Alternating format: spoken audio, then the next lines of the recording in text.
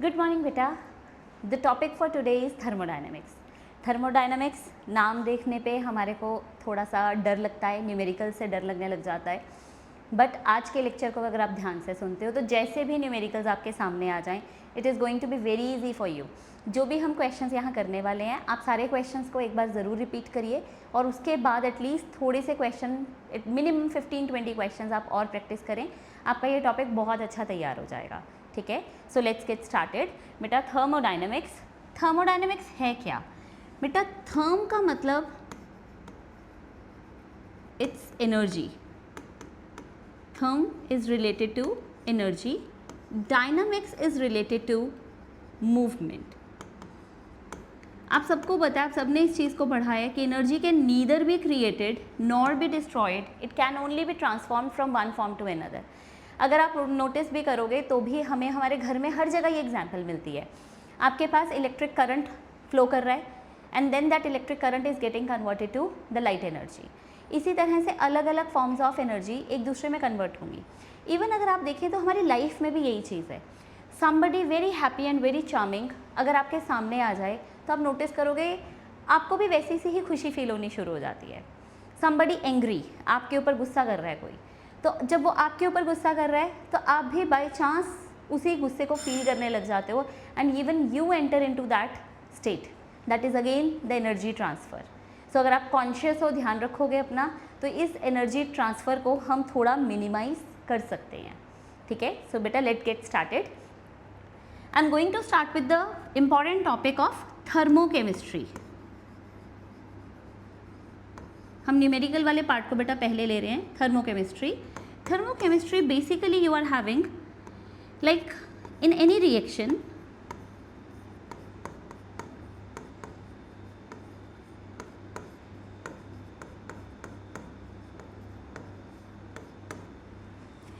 आप ये देखो बेटा, रिएक्टेंट साइड पे आपको बॉन्ड्स को ब्रेक करना पड़ेगा। आप N ट्रिपल बॉन्ड N को ब्रेक करोगे, H सिंगल बॉन्ड H को ब्रेक करोगे और इधर आपके पास it is the formation of NH bond. तो किसी भी रिएक्शन में रिएक्टेंट्स को तोड़ना है, प्रोडक्ट्स का बनना है, तो एनर्जी कंजम्पशन होगी। एनर्जी कंजम्पशन, यहाँ हम टर्म यूज़ करेंगे एंथैल्पीज।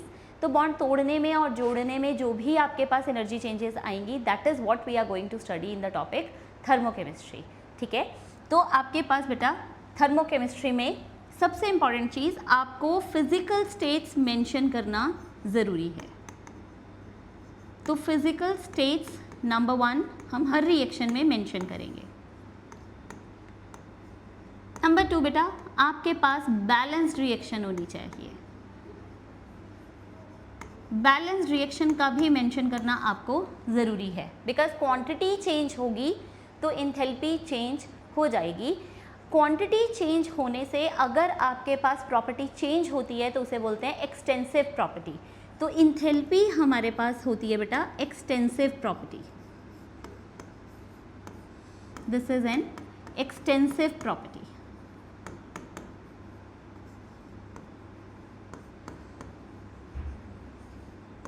चलो मैं आपको थोड़ा सा एग्जांपल देती हूँ इंटेंसिव एंड एक्सटेंसिव का। Intensive you can learn it like in is independent, it is independent of amount contained in it। एक सिंपलेस्ट आपको एग्जांपल दे रही हूँ, आपसे बहुत सारी ऐसी एग्जांपल्स हैं जो अगर आप इस कंसेप्ट को अप्लाई करोगे तो काफ़ी हद तक आप समझ जाओगे, ठीक है। आपके पास एक सिस्टम है and you are going to break that system. आप एक रूम में बैठे हो, उस रूम को बीच में से काट दो। आप नोटिस करोगे कि जब आप रूम को बीच में से काट दोगे तो टेम्परेचर, क्या दोनों हिस्सों का टेम्परेचर चेंज हो जाएगा? So answer is no. Means हमने अपने सिस्टम को ब्रेक किया पर प्रॉपर्टी ब्रेक नहीं हुई, टेम्परेचर ब्रेक नहीं हुआ। सो टेम्परेचर इज इंटेंसिव। पर क्या वॉल्यूम ब्रेक हो गया? यस, वॉल्यूम आपके पास आधा आधा चला गया दोनों पार्ट्स में, तो that means volume is an extensive property. इसी तरह से आपने एक लॉग ऑफ वुड ले लिया, आपने एक लॉग ऑफ वुड ले लिया, एक बार आप इसे जलाएं और एक बार आप इसके छोटे छोटे पीस करके जलाएं, तो आप नोटिस करेंगे छोटे पीस की एनर्जी कुछ और है एंड जो लॉग ऑफ वुड आपने लिया था उसकी एनर्जी कुछ और है।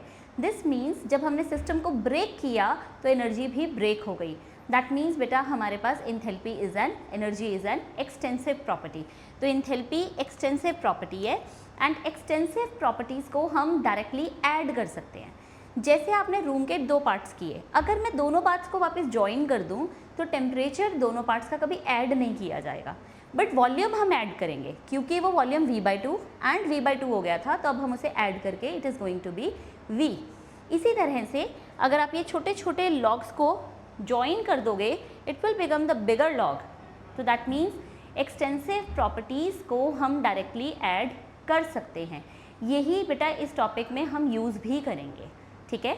तो एक आपको पता होनी चाहिए सबकी फिजिकल स्टेट्स, नंबर 2 हमें पता होना चाहिए बैलेंस रिएक्शन, एंड नंबर 3 हमें हमेशा ध्यान रखना है एंथैल्पी एक्सटेंसिव है, therefore it can be added, subtracted, multiplied with any digit और डिवाइडेड विद एनी डिजिट, ठीक है।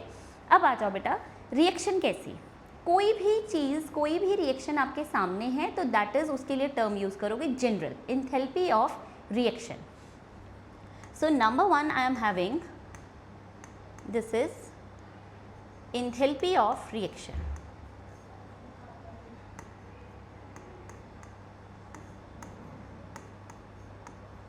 Now this enthalpy of reaction, ये आपके पास है एक generalized term, any given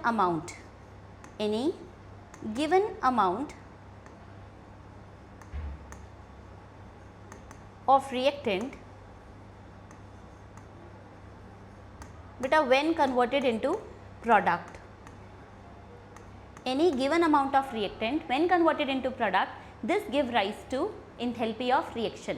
कोई भी quantity, कोई भी reaction आपके सामने that will give you enthalpy of reaction। देखो बेटा सबकी physical states mention करना ज़रूरी हैं, क्यों वो मैं आपको आगे के एग्जाम्पल में भी समझाती हूँ। Now this is a reaction, इसमें कार्बन की कंबस्शन भी हो रही है, इसमें CO2 की फॉर्मेशन भी हो रही है, पर एक generalise term what I can use is food. The generalise term, sorry,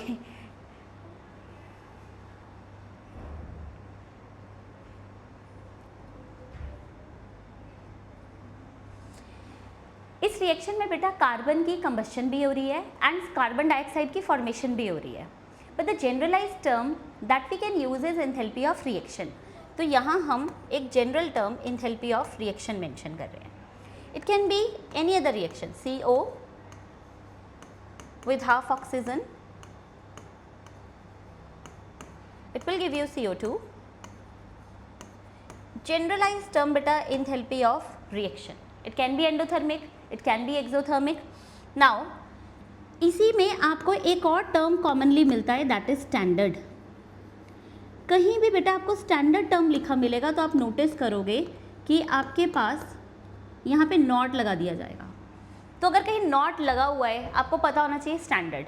standard का मतलब temperature, room temperature that is 298 kelvin और you can say 25 degree Celsius. अगर कोई गैस है तो बेटा गैस का प्रेशर होगा 1 bar. This is your standard enthalpy of reaction. Standard enthalpy of reaction मतलब आपके पास स्टैंडर्ड स्टेट्स होंगी हमारे रिएक्टेंट्स एंड प्रोडक्ट्स की। तो रिएक्टेंट्स एंड प्रोडक्ट्स की स्टैंडर्ड स्टेट्स होंगी। Now what are the standard states? हमारे पास बेटा जो स्टैंडर्ड स्टेट्स हैं, इन स्टैंडर्ड स्टेट्स में क्या होता है कि कोई भी चीज़ 298 केल्विन पे कैसे एग्जिस्ट कर रही है। लाइक फॉर एग्जांपल आपको पता है water can exist as solid, liquid and gas, but 298 kelvin पे water exist as a liquid. तो वाटर की स्टैंडर्ड स्टेट क्या आ जाएगी? आपके पास लिक्विड स्टेट आ जाएगी। ठीक है। ऑक्सीजन 298 पे ऑक्सीजन कैसे है? गैस। Nitrogen gas. तो they are the standard states. ठीक है। सो वाटर की standard state is going to be its liquid state. Oxygen it is the gaseous state. Nitrogen the gaseous state. जो भी चीज़ स्टैंडर्ड कंडीशंस पे available है that is the standard state. Clear? Now जो first आपके पास बेटा इंथैल्पी आती है that is your enthalpy of formation. मैं आपको बहुत छोटा छोटा इनके बारे में बता रही हूँ। इनको रिलेट कैसे करना है, इनकी रिएक्शंस कैसे लिखनी है वो इम्पॉर्टेंट है डायरेक्ट नीट में रिएक्शंस पे भी क्वेश्चंस आए हुए हैं, ठीक है। तो नंबर 1 इंथैल्पी ऑफ रिएक्शन बेटा एक जनरल टर्म थी, अब हम उसे स्पेसिफाई कर रहे हैं। The very first comes out to be enthalpy of formation. देखो नाम ही बता रहा है, क्या करना है, formation. One more point, reaction enthalpy of reaction term any given amount के लिए यूज होता है, पर फॉर्मेशन, कंबस्शन या कोई भी और इंथैल्पी जब आप स्पेसिफाई करते हो तो वो सिर्फ 1 मोल के लिए डिफाइन की जाती है। तो if I am saying enthalpy of formation, करना क्या है, फॉर्म कितना करेंगे, 1 मोल। तो हमारे पास 1 मोल प्रोडक्ट फॉर्मेशन होनी चाहिए। तो पहला पॉइंट है बेटा 1 मोल प्रोडक्ट फॉर्मेशन होनी चाहिए। नाउ क्वेश्चन इज किससे होनी चाहिए, तो ये होना चाहिए कॉन्स्टिट्यूएंट एलिमेंट्स से। इसे हमें कॉन्स्टिट्यूएंट एलिमेंट्स से फॉर्म करना है। व्हाट आर कॉन्स्टिट्यूएंट एलिमेंट्स, जब आप किसी भी चीज़ को बनाओगे, like for example you are having ammonia, कितना बनाना है आपको, 1 मोल बनाना है। किससे बनाना है, कॉन्स्टिट्यूएंट एलिमेंट से बनाना है। तो अमोनिया बेटा किसका बना है, नाइट्रोजन एंड हाइड्रोजन। अब नाइट्रोजन एग्जिस्ट कैसे करता है, एज N2, तो आप यहाँ लोगे N2। और हाइड्रोजन कैसे एग्जिस्ट करता है नेचर में, एज H2। तो these are the constituent elements. बनना कितना चाहिए, 1 मोल बनना चाहिए। सो बैलेंस करोगे आप। Now this reaction is representing what, reaction तो है ही, प्लस साथ में क्या रिप्रेजेंट कर रहा है बेटा ये, it is the enthalpy of formation किसका, अमोनिया का। So reaction is a generalised term, उस जनरल टर्म को आप स्पेसिफाई कर सकते हो। वो फॉर्मेशन हो सकता है, वो कंबस्शन हो सकता है, वो बॉन्ड एनर्जी हो सकता है, it can be anything, but this is reaction जो है that is the generalised term, ठीक है। तो आपने यहाँ पे 2 चीज़ों का बहुत ध्यान में रखना है। पहली चीज़ आपने ध्यान में रखनी है कि आपको 1 मोल प्रोडक्ट बनाना है, एंड सेकेंड थिंग आपको ध्यान में रखना है कि आपको उसे उसके कॉन्स्टिट्यूएंट एलिमेंट से बनाना है। जैसे you can have other examples, acetic acid. Acetic acid बेटा जब बनेगा तो ये लिक्विड स्टेट में बनेगा। ये किससे बना सकते हो, कॉन्स्टिट्यूएंट एलिमेंट्स देखो, the constituent elements are carbon, hydrogen, oxygen. So it is carbon, nature में मिलेगा in the form of solid. Then comes बेटा आपके पास hydrogen, that is the gas, and then comes our oxygen, that is again the gas. Balance reaction we are going to write. तो formation 1 mole किससे, constituent element से। कई ऐसे constituent elements होते हैं बेटा जिनके हमारे पास अलग अलग एलोट्रॉप्स होते हैं। हमें उन एलोट्रॉप्स में से कोई एक आध, जो भी हमारे एलोट्रॉप्स हैं उनमें से हमारा कोई एक ही एलोट्रॉप मेन कॉन्स्टिट्यूएंट कंपोनेंट माना जाता है। Like for example carbon can exist as graphite as well as diamond, and constituent माना जाता है बेटा किसको, ग्रेफाइट को। तो कार्बन का graphite is the standard constituent element, ठीक है। नेक्स्ट जो आपको इसमें से पॉइंट को ध्यान में रखना है दैट इज कि हमारे पास जितने भी ऐसे एलिमेंट्स आएंगे जो नेचर में एज सच एग्जिस्ट कर रहे हैं, like N2, O2, H2, carbon, graphite, अब बेटा इनको हम नहीं सिंथेसाइज कर सकते। हम CO2 को सिंथेसाइज कर सकते हैं, हम अमोनिया सिंथेसाइज कर सकते हैं by taking N2 and H2, पर हम इन्हें सिंथेसाइज नहीं कर सकते। ये नेचर में एज सच एग्जिस्ट करते हैं, इसलिए इनकी स्टैंडर्ड इंथैल्पी ऑफ फॉर्मेशन हम क्या लेके चलेंगे, 0। स्टैंडर्ड इंथैल्पी ऑफ फॉर्मेशन किसकी, ऐसे एलिमेंट्स की जो एज सच नेचर में एग्जिस्ट करते हैं, ये स्टैंडर्ड स्टेट्स हैं, इनकी स्टैंडर्ड इंथैल्पी ऑफ फॉर्मेशन क्या आ जाएगी, आपके पास 0 आ जाएगी। समथिंग एक्स्ट्रा ओवर हेयर, क्योंकि अभी पढ़ा नहीं है इसलिए एक्स्ट्रा बोल रही हूँ बेटा आपको। Standard enthalpy of formation for the constituent elements, ठीक है, जो अपने स्टैंडर्ड स्टेट्स में है, फॉर्मेशन उनकी होगी 0। इवन इनकी बेटा गिब्स फ्री एनर्जी भी, Gibbs free energy of formation in the standard state is also 0। Entropy 0 नहीं होती है, enthalpy as well as Gibbs free energy ये 0 आ जाते हैं, but entropy of formation of any constituent element आपके पास इन इट्स स्टैंडर्ड स्टेट 0 नहीं होती है, ठीक है। तो आओ जितना हमने किया है इससे related we are going to do some questions. The very first, which of the following reaction define enthalpy of formation, और देखो ऊपर नॉट लगा हुआ है, मतलब standard, we are going to discuss about standard enthalpy of formation. तो क्या ध्यान में रखना है, 1 मोल बनाना है, किससे बनाना है, स्टैंडर्ड कंपोनेंट से बनाना है, ठीक है, कॉन्स्टिट्यूएंट एलिमेंट से बनाना है। CO2, अब CO2 का कॉन्स्टिट्यूएंट कौन है बेटा आपके पास, इट्स कार्बन एंड ऑक्सीजन। तो CO2 अगर हम बना रहे हैं तो ये किससे बनना चाहिए था, कार्बन एंड ऑक्सीजन। आपके पास यहाँ कार्बन डायमंड भी हो सकता है, कार्बन ग्रेफाइट भी हो सकता है। अगर उसने आपको क्वेश्चन में ये नॉट ना दिया होता, स्टैंडर्ड स्टेट ना पूछी होती, तो I can take diamond as well, लेकिन क्योंकि यहाँ स्टैंडर्ड पूछा गया है इसलिए we are going to consider graphite only. एक ही एलोट्रॉप स्टैंडर्ड स्टेट हो सकती है, so we are going to take graphite. Now check, here we are having diamond, तो इसलिए first reaction is not the standard state, ठीक है। Next में आओ बेटा, HF, फॉर्मेशन किसकी हो रही है, 1 मोल, तो पहला पॉइंट क्लियर। किससे बनना चाहिए था, कंपोनेंट से, H2 एंड F2 से, so you are having H2 and F2, so this is our standard enthalpy of formation HF के लिए। अमोनिया, देखो यहाँ पे 2 मोल बन गया, ये यहीं गलत हो जाएगा। CO2 किससे बनना चाहिए था, कंपोनेंट से बनना चाहिए था, it should B carbon and oxygen, clear. Next आओ, सिमिलर स्टैंडर्ड्स के ऊपर, जितनी स्टैंडर्ड, जब कोई चीज़ बनती है, whenever something is formed, अगर उसके बनने के टाइम पे एनर्जी रिलीज होगी, अगर किसी भी कंपोनेंट के बनने के टाइम पे एनर्जी रिलीज होगी, तो that compound is going to be stable. जितनी ज़्यादा एनर्जी रिलीज होगी, फॉर्मेशन जितनी ज़्यादा नेगेटिव होगी, ज़्यादा रिलीज होगी, वो उतना ही ज़्यादा स्टेबल होगा। सो हमारा नेक्स्ट क्वेश्चन बेटा इसी पे बेस्ड है, that is your standard enthalpy of formations given है आपको, O3, ozone, CO2, ammonia and HI।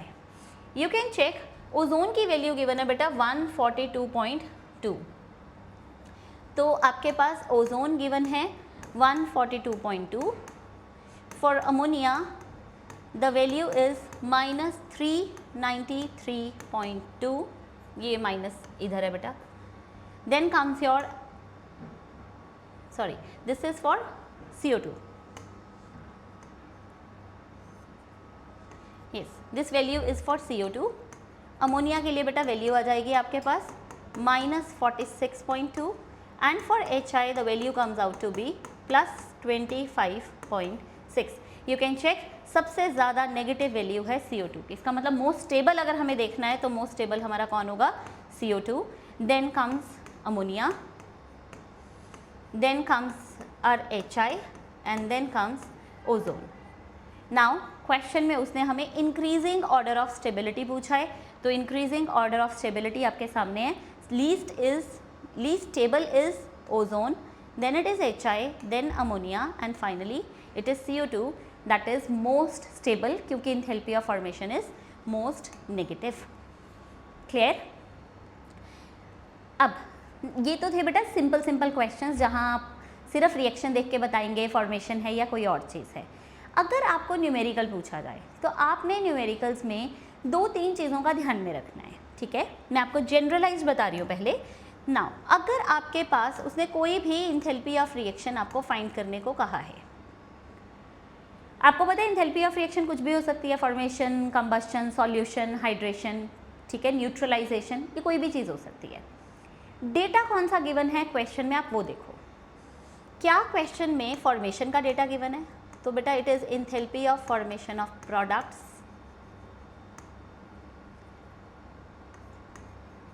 Minus enthalpy of formation of reactants. Standard की बात होगी तो आप नॉट लगा लोगे। अब चेक करो क्या उसने कंबस्शन का डेटा दिया है आपको क्वेश्चन में, तब आप अप्लाई करोगे बेटा enthalpy of combustion of reactants.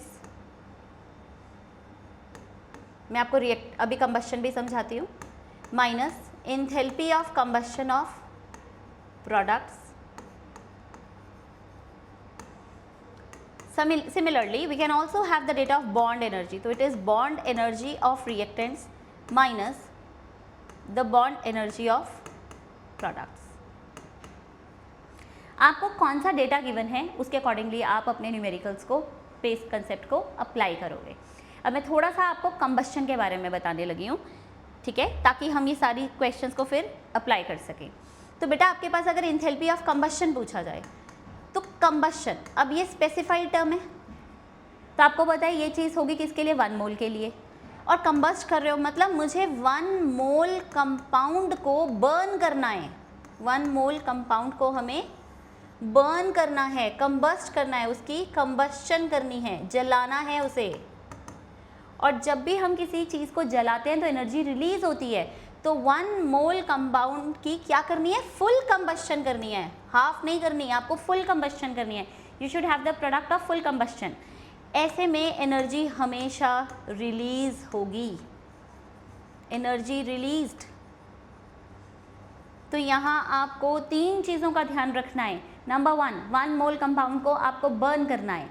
Number 2 full combustion होनी चाहिए। नंबर 3 हमारे पास एनर्जी हमेशा रिलीज होगी। अगर कहीं कंबस्शन की वैल्यू कहीं आपको पॉजिटिव लिखा दिख रहा है तो वो कंबस्शन नहीं होगा। इसका मतलब डेल्टा एच कंबस्शन जब भी आप बात करोगे तो ये वैल्यूज़ हमेशा नेगेटिव ही होंगी। अगर उसने क्वेश्चन में लिखा है delta H combustion of carbon, suppose it is 100 joule, मान लो उसने आपको ये लिख दिया, तो आपने ध्यान रखना है कि you are going to take the sign as negative, क्योंकि कंबस्शन अगर उसने बोल दिया तो ये वैल्यू पॉजिटिव नहीं होगी, ये वैल्यू क्या होगी, नेगेटिव होगी।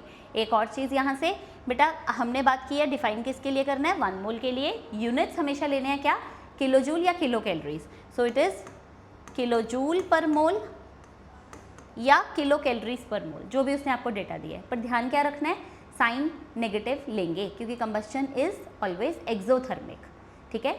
अच्छा, इससे एक और भी बहुत बड़ा बेनिफिट है, इसका मतलब जो भी फूड या फ्यूल हम यूज़ करते हैं, फ्यूल आपको पता है इट इज़ यूज एज, जो भी हमारे पास एनर्जी क्रिएटर होगा।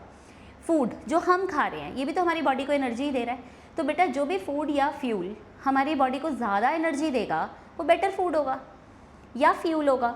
तो that means enthalpy of combustion हमें हेल्प करता है ये जानने में कि बेटर फूड या बेटर फ्यूल हमारे लिए क्या है। इसको हम कैलोरीफिक वैल्यू की हेल्प से भी फाइंड आउट करते हैं, ठीक है।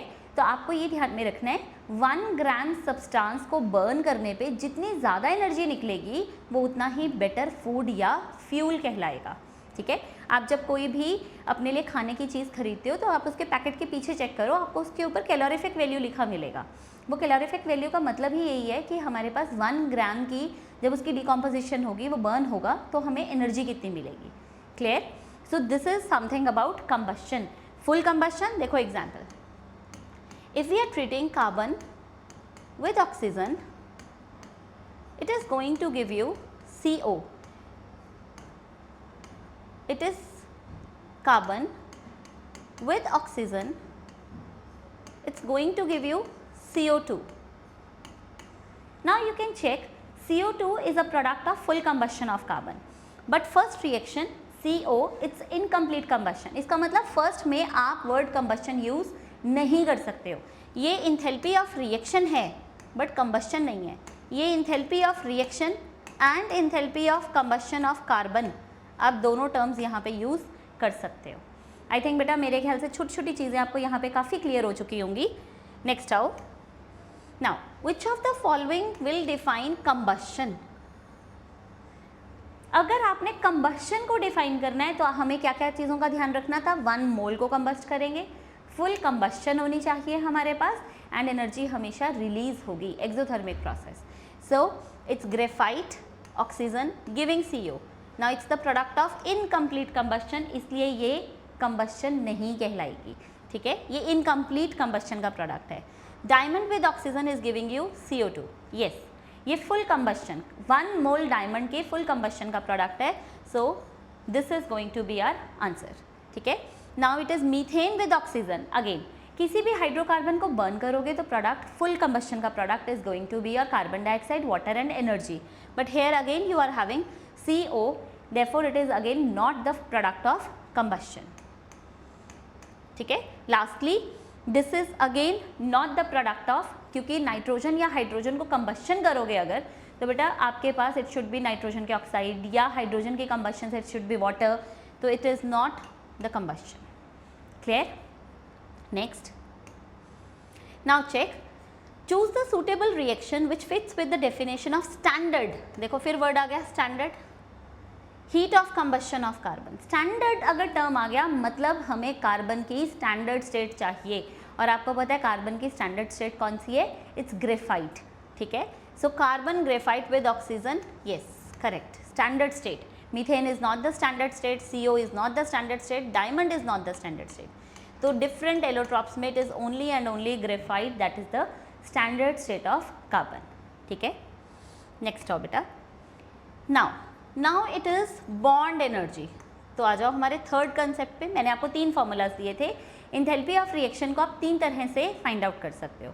अगर फॉर्मेशन का डेटा है तो it is product minus reactant, अगर कंबस्शन का डेटा है तो it is reactant minus product, अगर बॉन्ड एनर्जी का कंसेप्ट है तो भी बेटा रिएक्टेंट माइनस प्रोडक्ट। उससे पहले बॉन्ड एनर्जी होती क्या है, तो देखो बॉन्ड एनर्जी,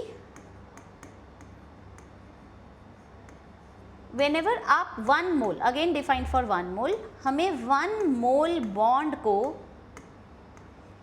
1 मोल गैसियस बॉन्ड को डिसोसिएट करना है, डिसोसिएट तोड़ना है, आपको डिसोसिएट करना है इन गैसियस एटम्स, आपको इन्हें डिसोसिएट करना है गैसियस एटम्स में। For example if you are having Cl2 in gaseous state, 1 mole bond in gaseous state, आपको उसे तोड़ना है किस में बेटा, गैसियस एटम्स में। देन यहाँ जो हम टर्म यूज करेंगे that is bond energy. Ammonia, आप देखो अमोनिया में आपके पास 1 मोल बॉन्ड नहीं है, 1 मोल बॉन्ड होता अगर एक ही N और H का बॉन्ड होता, आपके पास 1 मोल बॉन्ड नहीं है, 3 बॉन्ड्स हैं, ठीक है। तो here we are having 3 bonds, तोड़ के हमें क्या बनाने हैं, गैसियस एटम्स बनाने हैं, तो 3 हाइड्रोजन। अगर बेटा 1 मोल बॉन्ड होता तो हम एनर्जी टर्म क्या यूज करते, बॉन्ड एनर्जी। अब यहाँ 3 बॉन्ड्स हैं तो हम टर्म क्या यूज करेंगे, 3 into bond energy. So this is the enthalpy of reaction, जहाँ हम टर्म क्या यूज करेंगे, 3 into bond energy of NH. Similarly, you can have one more important example like methane.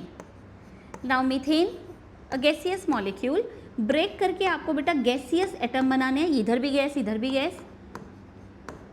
Now आपको पता है यहाँ 4 मोल बॉन्ड्स हैं, 1 मोल बॉन्ड तोड़ते तो हम बॉन्ड एनर्जी टर्म यूज करते हैं, यहाँ हम कितने बॉन्ड्स तोड़ रहे हैं, हम 4 बॉन्ड्स तोड़ रहे हैं, तो एंथैल्पी ऑफ रिएक्शन के लिए ही हम टर्म क्या यूज करेंगे, 4 into bond energy of CH। Clear. इसी के साथ बेटा एक और टर्म आता है एंथैल्पी ऑफ एटमाइजेशन, अक्सर हम इनमें कंफ्यूज होते हैं। एटमाइजेशन में क्या होता है, आपके रिएक्टेंट की फिजिकल स्टेट कुछ भी हो सकती है पर बनेगा क्या, गैसियस एटम।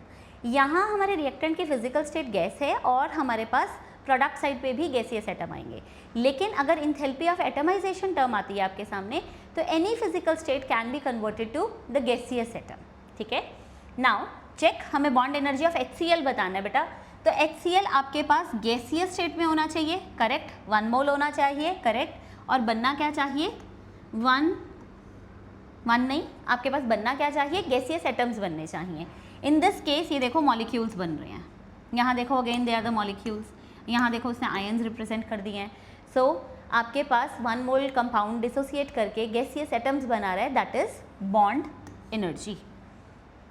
क्लियर। अच्छा इसी में देखो एक और एग्जांपल मैं आपको देती हूँ, जैसे iodine solid getting converted to iodine gas. अब देखो what term we can use, आप आयोडीन सॉलिड से कहाँ जा रहे हो, आयोडीन गैस पे जा रहे हो। जनरल टर्म तो हमारे पास है ही है बेटा, एंथैल्पी ऑफ रिएक्शन। अब इस रिएक्शन को हम क्या कह सकते हैं, can I use the term bond energy, no, क्यों, क्योंकि गैसियस रिएक्टेंट से गैसियस एटम्स पे जाना था मुझे। अब can I use the term enthalpy of atomisation, no, क्यों, क्योंकि मुझे किसी भी फिजिकल स्टेट से गैसियस एटम पे जाना था, पर ये एटम तो बना ही नहीं, ये तो मॉलिक्यूल है, तो it is simply enthalpy of sublimation, it is the enthalpy of sublimation. Atomisation कब होता? जब आप सॉलिड स्टेट से एटम पे जाते, तब ये रिएक्शन आपको क्या रिप्रेजेंट कर दी? Enthalpy of atomization. Clear? I think बेटा आपको यहाँ पे अब सारी रिएक्शंस सही ढंग से लिखनी आ जाएंगी। यहाँ तक हमने बहुत छोटा छोटा सिंपल बेसिक पार्ट को कंप्लीट किया है। Now applying all these things on questions. देखो पहला डेटा हमारे पास क्या है, check out the question. Heat of formation of NO आपके पास गिवन है and you have to calculate the bond dissociation energy of NO। ऐसे क्वेश्चंस में क्या करना होता है? सबसे पहले आपको डेटा कौन सा है ये देखना है और निकालना क्या है ये देखना है। अब देखो उसने बॉन्ड एनर्जी का डेटा दिया और पूछी भी बॉन्ड एनर्जी है, लेकिन आपको एक और चीज़ दी है उसने, फॉर्मेशन ऑफ NO। मीन्स हम यहाँ रिएक्शन लिखेंगे फॉर्मेशन की।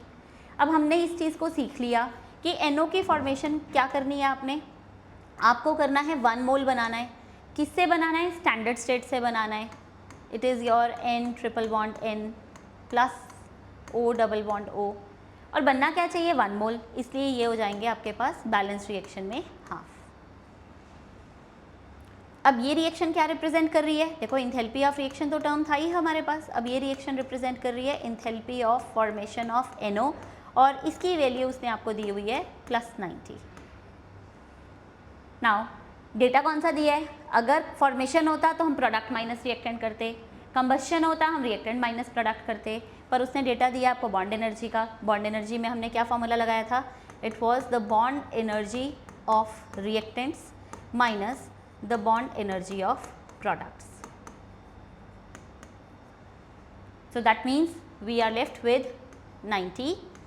अब रिएक्टेंट में बेटा कौन कौन है? It is half. Bond energy किसकी?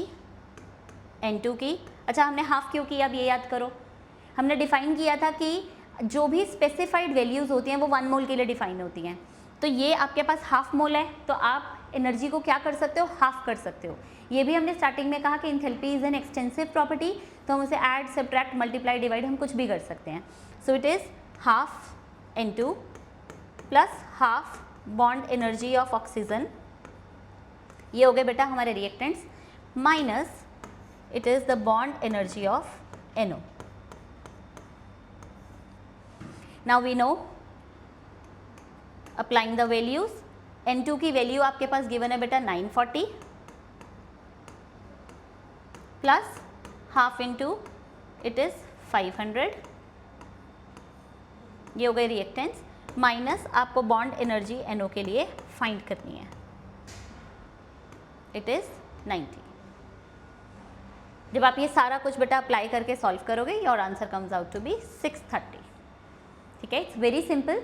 अगर आप इसको सिंप्लिसिटी से इसी तरह से एक एक रिएक्शन या एक एक पॉइंट को समझ के करते जाओगे तो ये क्वेश्चंस मुश्किल नहीं हैं।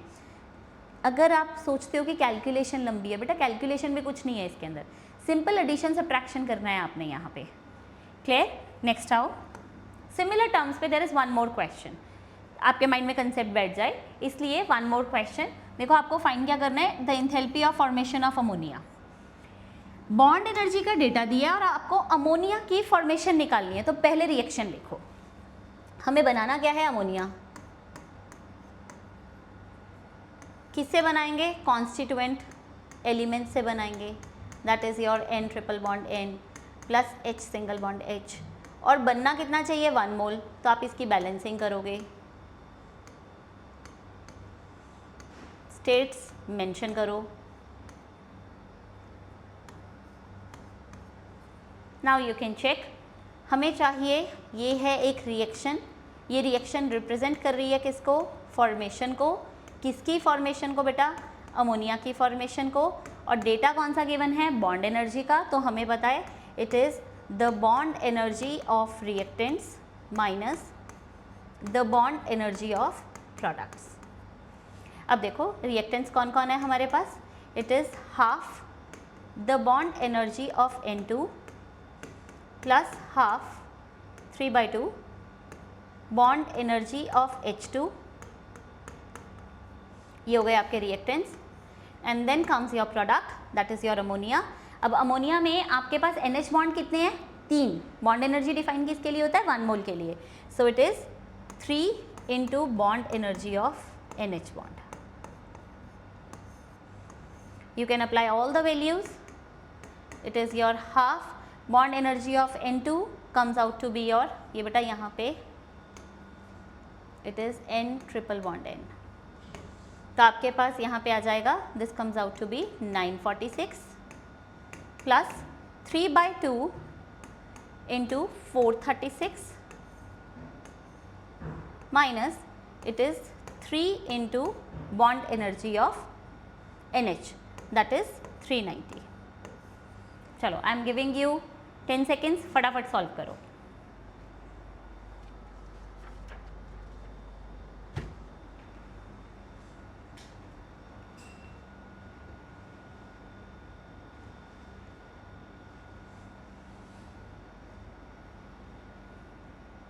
सब सॉल्व करने के बाद you will have -43 as answer.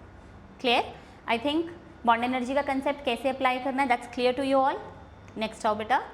Next है देखो, molar enthalpies of combustion of isobutane and n butane are given to you. Now we are going to calculate enthalpy, किसके लिए? कन्वर्जन करना है 1 मोल एन ब्यूटेन को 1 मोल आइसोब्यूटेन में. बेटा एन ब्यूटेन, अच्छा ऐसे नहीं लिखना, एन ब्यूटेन लिख लो, कोई प्रॉब्लम नहीं है. N butane it is getting converted to isobutane. This is your isobutane. ये कन्वर्ट करना है हमें, तो हमें क्या चाहिए? इस रिएक्शन की इंथैल्पी चाहिए. अब आप डेटा चेक करो, फॉर्मेशन है, कंबस्शन है या बॉन्ड एनर्जी है. तो हमें डेटा किसका दिया हुआ है? कंबस्शन का. तो it's the data of combustion. और कंबस्शन में हमने क्या अप्लाई किया था? Again reactant minus product. तो it is going to be your enthalpy of combustion of n butane minus it is your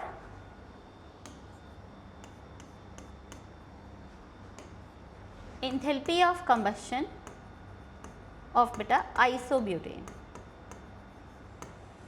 अब N ब्यूटेन की वैल्यू हमारे पास है, इट इज -2878 और आपके पास आइसोब्यूटेन की कंबस्शन, आप कंबस्शन है तो वैल्यूज नेगेटिव होंगी, ध्यान रखोगे, -2870. सिंपली आपको देख के ही पता चल रहा है, it is going to be your -8 kilojoule per mole. बाकी यूनिट्स ध्यान से जो पूछा है उसके accordingly you can give answer. Clear? Next बेटा, the heat of combustion of yellow phosphorus and red phosphorus are given to you. We needed to do the transition. आपको yellow phosphorus से जाना है कहाँ? रेड फॉस्फोरस पे. अब आप देखो, हम जा रहे हैं बेटा येलो फॉस्फोरस से रेड फॉस्फोरस पे. येलो फॉस्फोरस से जब आप रेड फॉस्फोरस पे जाओगे तो अब आपको इस इंथैल्पी, रिएक्शन की इंथैल्पी को फाइंड करना है. अब अगेन डेटा चेक करो, फॉर्मेशन है तो प्रोडक्ट माइनस रिएक्टेंट, कंबस्शन है reactant minus product, bond energy है रिएक्टेंट माइनस प्रोडक्ट, और हमें डेटा किसका दिया है? कंबस्शन का. So we are going to have yellow phosphorus as, सीधा लिख दें बेटा, -9.91 -8.78. आपको यहीं से देख के अंदाज़ा लग रहा है कि वैल्यू नेगेटिव आएगी और ये माइनस हो जाएगा, ये प्लस हो जाएगा और वैल्यू काफ़ी छोटी आएगी. So answer comes out to be -1.13. ये बहुत सिंपल वाले क्वेश्चंस हैं जहां हमने सिर्फ बेसिक वाला कंसेप्ट लगाना यहाँ पे सीखा है. ठीक है, नेक्स्ट आओ बेटा. नाउ नेक्स्ट क्वेश्चन के अंदर देखो, आप इस क्वेश्चन को 2 तरीके से कर सकते हो. एक तो ये है कि अगर आपको ये समझ में आ गया कि कंबस्शन क्या है, फॉर्मेशन क्या है, बॉन्ड एनर्जी क्या है, एक तो आप वो कंसेप्ट लगा सकते हो. सेकेंड थिंग इज दिस कि फिर हम पूरी प्रॉपर रिएक्शंस लिखेंगे, फिर उन रिएक्शंस को प्लस माइनस करेंगे. That is up to you, आपको कौन सी चीज़ ईजी लगती है. ठीक है, आई थिंक कि हमने जो अब तक पढ़ा है उससे आपको काफ़ी हद तक क्लैरिटी होगी कि आपने फॉर्मेशन, कंबस्शन या बॉन्ड एनर्जी का कंसेप्ट लगाना कैसे है. नाउ चेक, उसने आपको अगेन इंथैल्पी ऑफ कंबस्शन दी है मीथेन, ग्रेफाइट एंड डाईहाइड्रोजन की. अगर उसने आपको बोल दिया बेटा इंथैल्पी ऑफ कंबस्शन, मतलब उसने डिफाइन कर दिया है 1 मोल के लिए, फिर भी आप यूनिट्स देखो, किलोजूल पर मोल आपके पास यूनिट्स गिवन है, means every energy is given for 1 mole. हमें फाइंड क्या करना है? We need to find enthalpy of formation of methane. पहले हम रिएक्शन लिखेंगे, इसको फॉर्म करना है, किससे फॉर्म करेंगे? इसके कॉन्स्टिट्यूएंट एलिमेंट से फॉर्म करेंगे।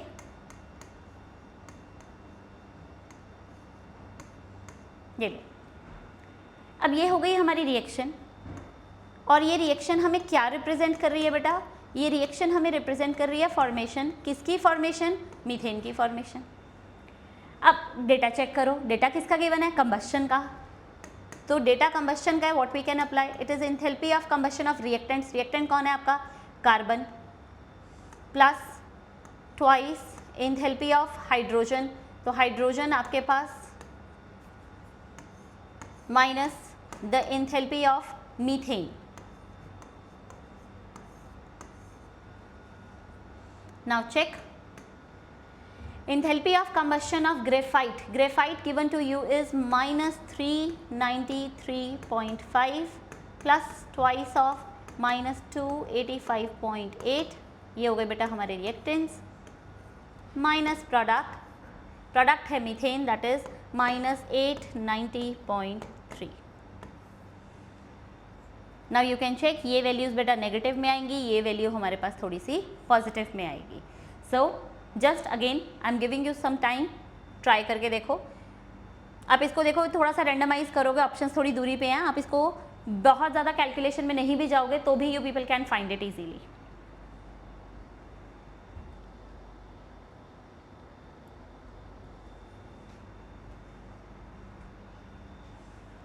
आई थिंक बेटा आपने कर लिया है, इट्स minus 74.8। क्लियर? नेक्स्ट आओ, नेक्स्ट है बेटा आपके पास एंथैल्पी ऑफ सॉल्यूशन। तो हम यहाँ पे बात करने लगे हैं बेटा, एक स्पेसिफिक हाइड्रेटेड सॉल्ट बनाएंगे, एंथैल्पी ऑफ सॉल्यूशन की बात करेंगे। दो एंथैल्पीज पहले मैं आपको सिखा रही हूँ। अगर if we are talking about enthalpy of hydration, that means आपने एक सॉल्ट लिया, उसमें कुछ स्पेसिफिक क्वांटिटी ऑफ वाटर आपने ऐड किया, लाइक वाटर 5 मोल्स, एंड आपको मिल जाएगा कॉपर सल्फेट पेंटाहाइड्रेट। ये है particular hydrated salt in solid state. यहाँ जो भी रिएक्शन में चेंज आ रहा है इसको आप नाम दोगे एंथैल्पी ऑफ हाइड्रेशन। आपने एक पर्टिकुलर हाइड्रेटेड सॉल्ट बनाया है। अगर आपने कॉपर सल्फेट को एक्सेस ऑफ वाटर में ऐड किया, इतना कि कॉपर सल्फेट हमारे पास डिज़ोल्व हो जाए, एक्वस कंडीशन में चला गया, तो बेटा इसे कहते हैं हम enthalpy of solution. This reaction is representing enthalpy of solution.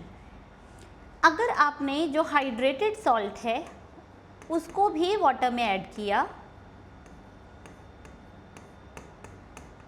तो अब ये वाला सॉल्ट, ये देखो ये सॉलिड था, ये वाला सॉल्ट भी वाटर में जाकर डिज़ोल्व हो जाएगा। Now this will also give you copper ions in the aqueous conditions and the sulphate ions in the aqueous condition. अगर ये कंडीशंस आपके पास आ गई हैं, now in these conditions you can check, ये दो आपको कहलाएंगे क्या? Enthalpy of solution. एक एंथैल्पी ऑफ डाइल्यूशन भी आएगा, आप इतना एक्सेस वाटर डाल दीजिए कि एंथैल्पी में चेंजेस आना बंद हो जाएं, that is enthalpy of dilution.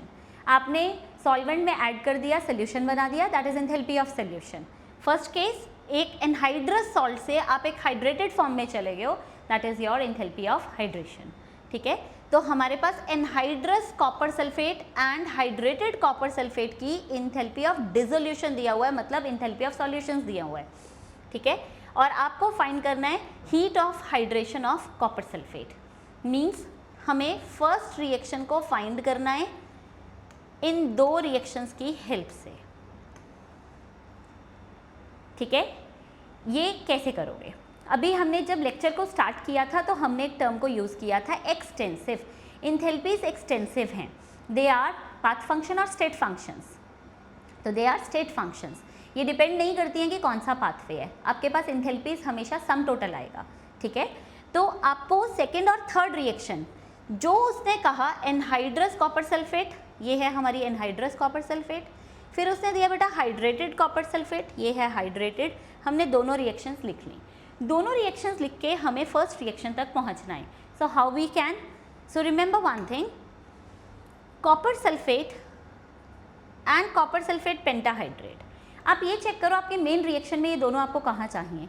So copper sulphate solid मुझे चाहिए लेफ्ट साइड पे, वो गिवन रिएक्शन में लेफ्ट पे है, और कॉपर सल्फेट पेंटाहाइड्रेट आपको चाहिए राइट साइड पे, इसलिए आप सेकेंड रिएक्शन को रिवर्स करके लिख दो ताकि कॉपर सल्फेट पेंटाहाइड्रेट हमारा राइट साइड पे चला जाए। जिस भी रिएक्शन को आप रिवर्स करोगे उसके एंथैल्पी का साइन चेंज हो जाएगा। अगर फॉरवर्ड एंडो है तो बैकवर्ड एक्सो हो जाएगा। तो अगर मैं इसको रिवर्स करके लिखूंगी तो बेटा अगर ये वैल्यू आपके पास पॉजिटिव है तो ये नेगेटिव हो जाएगी, नेगेटिव है तो पॉजिटिव हो जाएगी। नाउ फिलिंग द वैल्यूज, हमारे पास सेकेंड रिएक्शन की जो वैल्यू गिवन है दैट इज -15.89 और थर्ड रिएक्शन की वैल्यू गिवन है +2.8 और हमें फर्स्ट रिएक्शन के लिए फाइंड करना है। तो हमने सेकेंड रिएक्शन को एज सच रखा था, थर्ड को हमने इंटरचेंज कर दिया था, means copper ions and sulphate ions left side पे आ जाएंगे एंड कॉपर सल्फेट पेंटाहाइड्रेट हमारा राइट साइड पे चला जाएगा, that is the solid condition. अब अगर आपने ये कर दिया तो इसकी एनर्जी की जो वैल्यू होगी बेटा वो साइन चेंज होके -2.8 हो जाएगा। ठीक है, अब आप this second reaction and this value in दोनों को क्या कर दोगे, ऐड कर दोगे, that is your -15.89 -2.8, you will have the answer. So it comes out to be your -18.69. I think आपको क्लियर है। अगर रिएक्शन को किसी को भी आप मल्टीप्लाई करोगे तो एंथैल्पी को मल्टीप्लाई कर दो, अगर हाफ कर रहे हो तो एंथैल्पी को हाफ कर दो, अगर आप दो रिएक्शंस को ऐड कर रहे हो तो एंथैल्पीज को डायरेक्ट ऐड कर दो। मैंने पहले यहाँ रिवर्स किया जिससे एंथैल्पी का साइन चेंज हो गया एंड देन मैंने दोनों रिएक्शंस को ऐड कर दिया। क्लियर? नेक्स्ट आओ बेटा, नेक्स्ट है बेटा standard enthalpy of formation of methanol from the following data is, again आपके पास दो तरीके हैं, या तो आप इन रिएक्शंस को ऐड और सब्ट्रैक्ट कर दो, या एक और चीज़ बड़े ध्यान से देखो, इस क्वेश्चन में अगर आप फर्स्ट रिएक्शन, सेकेंड या थर्ड रिएक्शन देखोगे तो सारी रिएक्शंस में ऑक्सीजन के साथ बर्निंग हो रही है। बस ये ध्यान दो कि क्या ये बर्निंग फुल कंबशन का प्रोडक्ट दे रहा है। तो आप देखो आपके पास CO2 फुल कंबशन है, CO2 फुल कंबशन है and water again full combustion का प्रोडक्ट है। सो यस, इसका मतलब मेरे पास डेटा एंथैल्पी ऑफ कंबशन का है। या तो पिछले क्वेश्चन की तरह इन रिएक्शंस को ऐड या सब्ट्रैक्ट कर देंगे हम, या हमने जो शुरू से कंसेप्ट अब तक सीखा है कि कौन सा डेटा है देख के we are going to apply. So find क्या करना है हमें, फॉर्मेशन ऑफ मीथेनॉल। पहले अपनी रिएक्शन खुद से लिखो, this is methanol in the liquid state, और ये हमें मिल कहाँ से रहा है बेटा, ये मिल रहा है हमें carbon 2 hydrogen and it is half oxygen. Physical states, these are gas and this is solid. अब या तो बेटा अगर आपको जो हमने पिछला क्वेश्चन किया वैसे करना है तो आप चेक करो, कार्बन सॉलिड लेफ्ट साइड पे चाहिए, लेफ्ट पे है, ठीक है, 2 हाइड्रोजन पर हमारे पास 1 हाइड्रोजन है, इसका मतलब हम लास्ट रिएक्शन को we are going to multiply it with 2, then it is half oxygen. आप जब बैलेंस करोगे अपने आप आएगा। मीथेनॉल हमें चाहिए राइट साइड पे, इसका मतलब हम फर्स्ट रिएक्शन को क्या कर देंगे, इसको हम रिवर्स करके लिख देंगे। रिवर्स करोगे तो ये साइन पॉजिटिव हो जाएगा। पर मैं ये क्वेश्चन आपको जो हमने स्टार्टिंग से अब तक किया था उससे अप्लाई करके दिखा रही हूँ। So this question is having enthalpy of reaction, reaction is telling you about the formation of methanol. Clear? इसको नहीं ले रहे हैं बेटा, एक ही को कंसेप्ट को लेके चल रहे हैं, मैंने आपको समझा दिया how to do it. Now methanol data is of combustion, so I am going to apply according to my reaction, I am going to apply enthalpy of combustion of reactants minus enthalpy of combustion of products.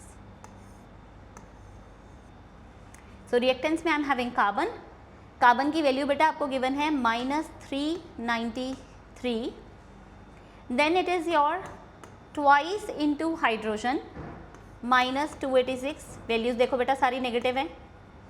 Oxygen की combustion obvious सी बात है, आपको पता है कोई value नहीं होगी, and it is about methanol, methanol comes out to be your -726।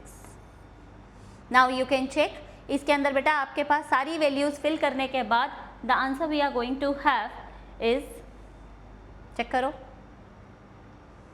अगर ऑप्शंस बहुत दूर दूर हो तो आप हिट एंड ट्रायल कर सकते हो, पास में हो तो बिल्कुल आपको सॉल्व करना पड़ेगा। तो इट इज़ -239। आई थिंक बेटा कंसेप्ट कैसे लगाना है सबको क्लियर हो गया है। अब आप नेक्स्ट क्वेश्चन देखो बेटा, ये उस तरह का क्वेश्चन आ गया जहाँ बहुत सारी रिएक्शंस हैं पर आपको डायरेक्ट फॉर्मेशन, कंबस्शन या बॉन्ड एनर्जी का डेटा नहीं गिवन। ऐसे में भी क्वेश्चन देख के घबराना नहीं है, वो जो कह रहा है वैसे वैसे रिएक्शन लिखते चले जाओ, ठीक है, it will not take much time. तो आपके पास the very first reaction I am having, देखो आपको फाइंड क्या करना है, मुझे बॉन्ड एंथैल्पी फाइंड करनी है कार्बन क्लोरीन की, मतलब this is the main equation जो मुझे फाइंड करना है। डेटा क्या दिया है, एंथैल्पी ऑफ वेपराइजेशन। वेपराइजेशन का मतलब लिक्विड से गैस में जाना। तो आपके पास पहली रिएक्शन है बेटा कार्बन टेट्राक्लोराइड लिक्विड स्टेट से it will enter into carbon tetrachloride in the gaseous state, that comes out to be your 30.5 kilojoule per mole. Clear, this is the first reaction. Second reaction उसने बोला बेटा formation, carbon tetrachloride की formation. अच्छा मान लो हमें ये नहीं पता कार्बन टेट्राक्लोराइड किस फिजिकल स्टेट में बना, तो आपको क्वेश्चन से हिंट मिल रहा है। देखो यहाँ गैस है, अगर सीधा फॉर्मेशन गैस में होती तो फर्स्ट रिएक्शन का मीनिंग ही ना रहता कोई। अगर वो लिक्विड से गैस लेके जा रहा है, इसीलिए आपको पता लग रहा है यहाँ से कि कार्बन टेट्राक्लोराइड की फिजिकल स्टेट जब वो बनेगा तो it is going to be liquid. और इससे आपको एक और पॉइंट भी मैं आपको समझाती हूँ। शुरू में जब हमने थर्मोकेमिस्ट्री की बात की थी तो मैंने आपसे वहाँ कहा था कि आपको फिजिकल स्टेट मेंशन करना ज़रूरी है, क्योंकि बेटा लिक्विड से गैस जाने में भी एनर्जी लगती है। तो जो फिजिकल स्टेट हम लिख रहे होंगे उसके अकॉर्डिंगली एनर्जीज चेंज होंगी। क्लियर, तो आपको मेंशन करना ज़रूरी है कि जो चीज़ बनी है उसकी स्टेट क्या है। सो इट इज़ लिक्विड जिसमें कार्बन टेट्राक्लोराइड बना, किससे बनेगा, कार्बन से, solid, and it is 2 chlorine in the gaseous state. 1 mole carbon tetrachloride is formed. The energy over here is 135.5. अब थर्ड देखो, ये हमने कर लिया। थर्ड आ गया बेटा एटमाइजेशन। एटमाइजेशन था 1 mole any state is getting converted to gaseous atom. तो आपके पास है 1 mole carbon getting converted to gaseous carbon atom. The energy consumed over here is 715. The last comes out to be for atomization of chlorine, any state getting converted to gaseous atoms. ये है बेटा आपके पास 242 kilojoule per mole. Clear, now अब आप अपनी main reaction को check करो, हमें किस किस चीज़ की नीड है। यहाँ से हमें यहाँ से जिस जिस चीज़ की नीड है दैट इज आपको carbon tetrachloride in the gaseous state चाहिए लेफ्ट हैंड साइड पे, और हमारे पास ये गैसियस स्टेट है राइट हैंड साइड पे। अभी हमने इसको डिस्कस किया, अगर हमें कोई चीज़ लेफ्ट पे चाहिए तो हम उस रिएक्शन को क्या कर देंगे, रिवर्स कर देंगे। जब रिवर्स करोगे तो उसके एंथैल्पी की वैल्यू का साइन चेंज हो जाएगा, ठीक है, डेल्टा एच का साइन चेंज होगा। तो अगर बेटा इसे रिवर्स करें तो ये देखो it's gas getting converted to CCl4 liquid and sign change होके this is 30.5 kilojoule per mole. Next, अब आप एक और चीज़ ध्यान से देखो, अब CCl4 गैस हो गया लेफ्ट पे, CCl4 लिक्विड हो गया राइट पे। जब लिक्विड राइट पे हो गया और हमें तो लिक्विड चाहिए ही नहीं मेन इक्वेशन में, मतलब वो हटेगा, कटेगा, वो काटोगे कैसे, सेम साइड पे आ जाएंगे तो थोड़ी कट हो सकते हैं। तो इसका मतलब आपको सेकेंड रिएक्शन को भी रिवर्स करके लिखना पड़ेगा। तो liquid state this is getting converted to solid carbon 2 chlorine and ये वैल्यू हो जाएगी बेटा +135.5। इसका मतलब हमारी हर चीज़ अपनी प्लेसमेंट पे आ गई है। कार्बन हमारे को चाहिए राइट साइड पे और 1 सिर्फ कार्बन राइट साइड पे और सिर्फ 1 है। थर्ड रिएक्शन का हम कुछ नहीं करेंगे। फोर्थ में हमारे पास 4 क्लोरीन एटम्स होने चाहिए, but here I am having only 2। इसका मतलब इस रिएक्शन को हम 2 से मल्टीप्लाई करेंगे। क्लियर, नाउ एडिंग ये रेड वाली 1 second, this is your third and this is your fourth. आपको पेपर में इतना कुछ नहीं करना है, ये तो मैं आपको समझा रही हूँ इसलिए इट इज़ टेकिंग टाइम। जब आप पेपर में सिर्फ वैल्यूज़ लिखते जाएं जल्दी जल्दी तो आपकी वैल्यूज़ बनेंगी, it is -30.5, it is +135.5 plus 715 and it is multiply करके बेटा 484। जब आप ये सारी वैल्यूज़, अब आपको पता है आंसर किस में आएगा, पॉजिटिव, ठीक है। सारी वैल्यूज़ फिल करो एंड सारी वैल्यूज़ फिल करने के बाद जो आपके पास आंसर बनेगा यहाँ पे, that is going to be your, check करो, giving you 5 seconds.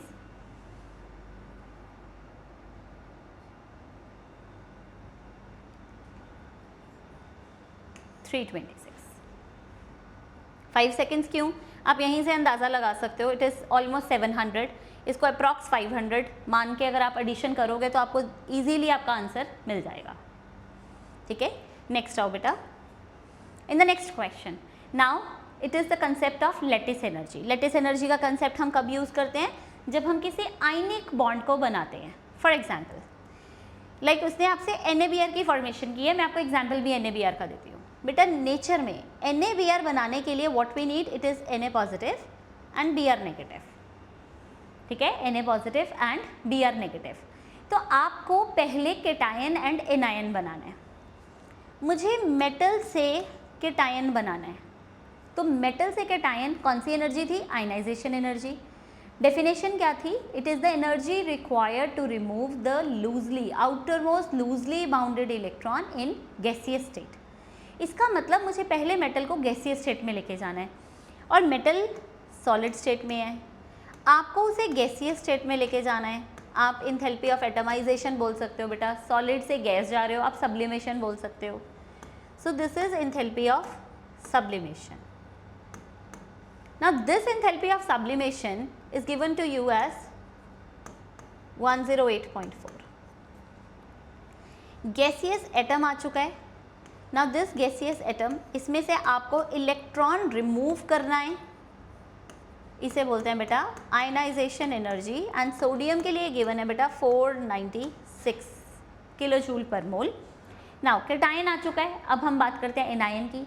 It is again the energy required to gain one electron in isolated gaseous atom, मतलब मुझे एटम चाहिए, पर हमारे पास bromine is not there in the form of atom, ठीक है, ये है मॉलिक्यूल। आप तोड़ के इसे क्या बनाओगे, एटम बनाओगे।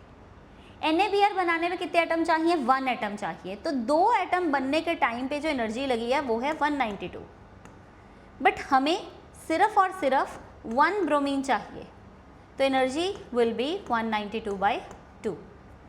Now this atom, gaseous atom of bromine, it will gain 1 electron, यहाँ भी आप इलेक्ट्रॉन लिख सकते हो, and it will give you bromide ion. Now this bromide ion, इसके लिए जो आपके पास बेटा एनर्जी यूज़ हुई है दैट इज़ -325। अब आपको केटायन भी मिल गया, आपको एनायन भी मिल गया, इन दोनों के कॉम्बिनेशन से बनना चाहिए 1 मोल क्रिस्टल लेटिस, सॉलिड लेटिस। तो this is 1 mole crystal lettuce. अब इसके इस टाइम पे जो एनर्जी रिलीज होगी बेटा उसको बोलते हैं lattice energy. This is your lattice energy. Now check, पूरे प्रोसेस के दौरान हमारे पास क्या क्या एनर्जीज लगी हैं। It is your sublimation, ionisation, bond dissociation energy, it is electron gain enthalpy and finally lattice energy. अब उसने आपको क्वेश्चन में क्या दिया, सब्लिमेशन दे रखा है बेटा आपको, आयनाइजेशन एनर्जी उसने प्रोवाइड की है, इलेक्ट्रॉन गेन एंथैल्पी प्रोवाइड की है, एंड आपके पास dissociation, bond dissociation energy of bromine दे रखी है। 1 more energy is given. At the end of all these बना क्या, NaBr। तो आपकी इंथैल्पी ऑफ रिएक्शन क्या बता रही है, फॉर्मेशन ऑफ NaBr, ठीक है, और NaBr इस बार क्या है, आयनिक कंपाउंड। तो फॉर्मेशन ऑफ NaBr होने के टाइम पे बेटा कौन कौन सी एनर्जीज हमारी यूज़ हुई। तो अगर आप देखो, it is enthalpy of sublimation plus ionisation energy, आपने बॉन्ड तोड़ के एक एटम बनाया, plus enthalpy of electron gain, and it is your lattice energy. That means at the end मेरे पास क्या क्या चीज़ें आती हैं। फॉर्मेशन के बेटा उसने आपको डेटा दिया है -360.1, then you are having 108.4 sublimation, ionisation energy given is 496, then bond तोड़ने में लगी बेटा 192/2 एंड गेन करने के टाइम पे इलेक्ट्रॉन एनर्जी रिलीज हुई है हमारे पास 325 प्लस द लास्ट जो हमें फाइंड करना है लेटिस एनर्जी। जब आप सारी चीज़ों को सॉल्व करोगे देन डेफिनेटली चेक करो क्या बनेगा हमारा answer. All the values are in front of you.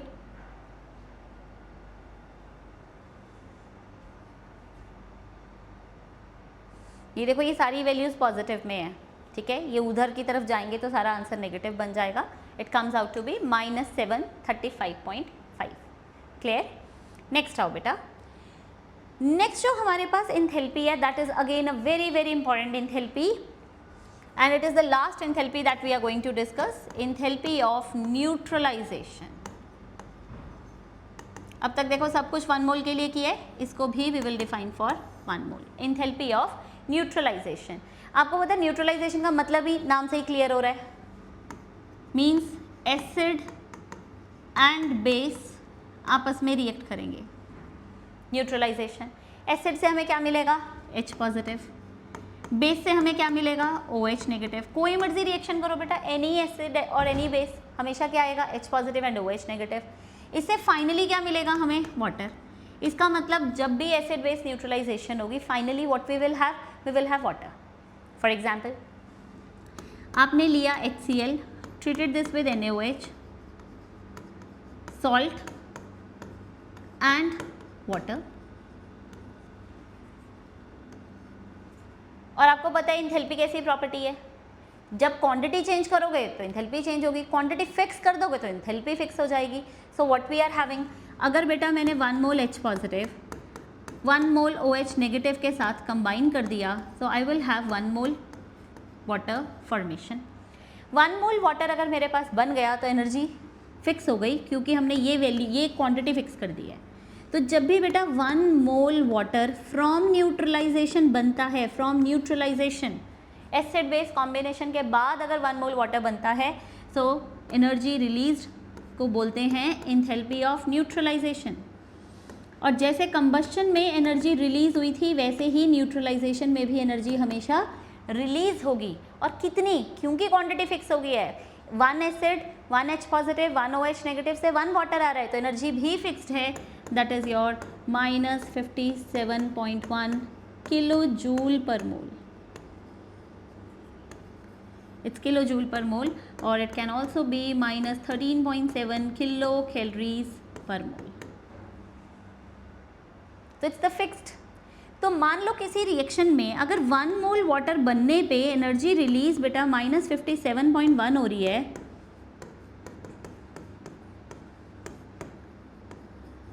तो ज़रूरी तो नहीं हमेशा 1 मोल बनेगा, it can B n moles. तो n मोल वाटर बनने पे एनर्जी कितनी रिलीज होगी, इट इज़ -57.1 इंटू n। आपने सिंपल ये कंसेप्ट न्यूमेरिकल्स में अप्लाई करना है। वन मोर थिंग, ये कंसेप्ट में तब तक सब चीज़ें ठीक रहेंगी जब तक एक strong acid is combining with a strong base जो पूरा डिसोसिएट करे ना। व्हाट अबाउट अगर कुछ वीक आ गया, तो अगर बेटा कोई भी एक चीज़ वीक हो गई या दोनों वीक हो गए, weak acid, if this weak acid is getting combining with a weak base,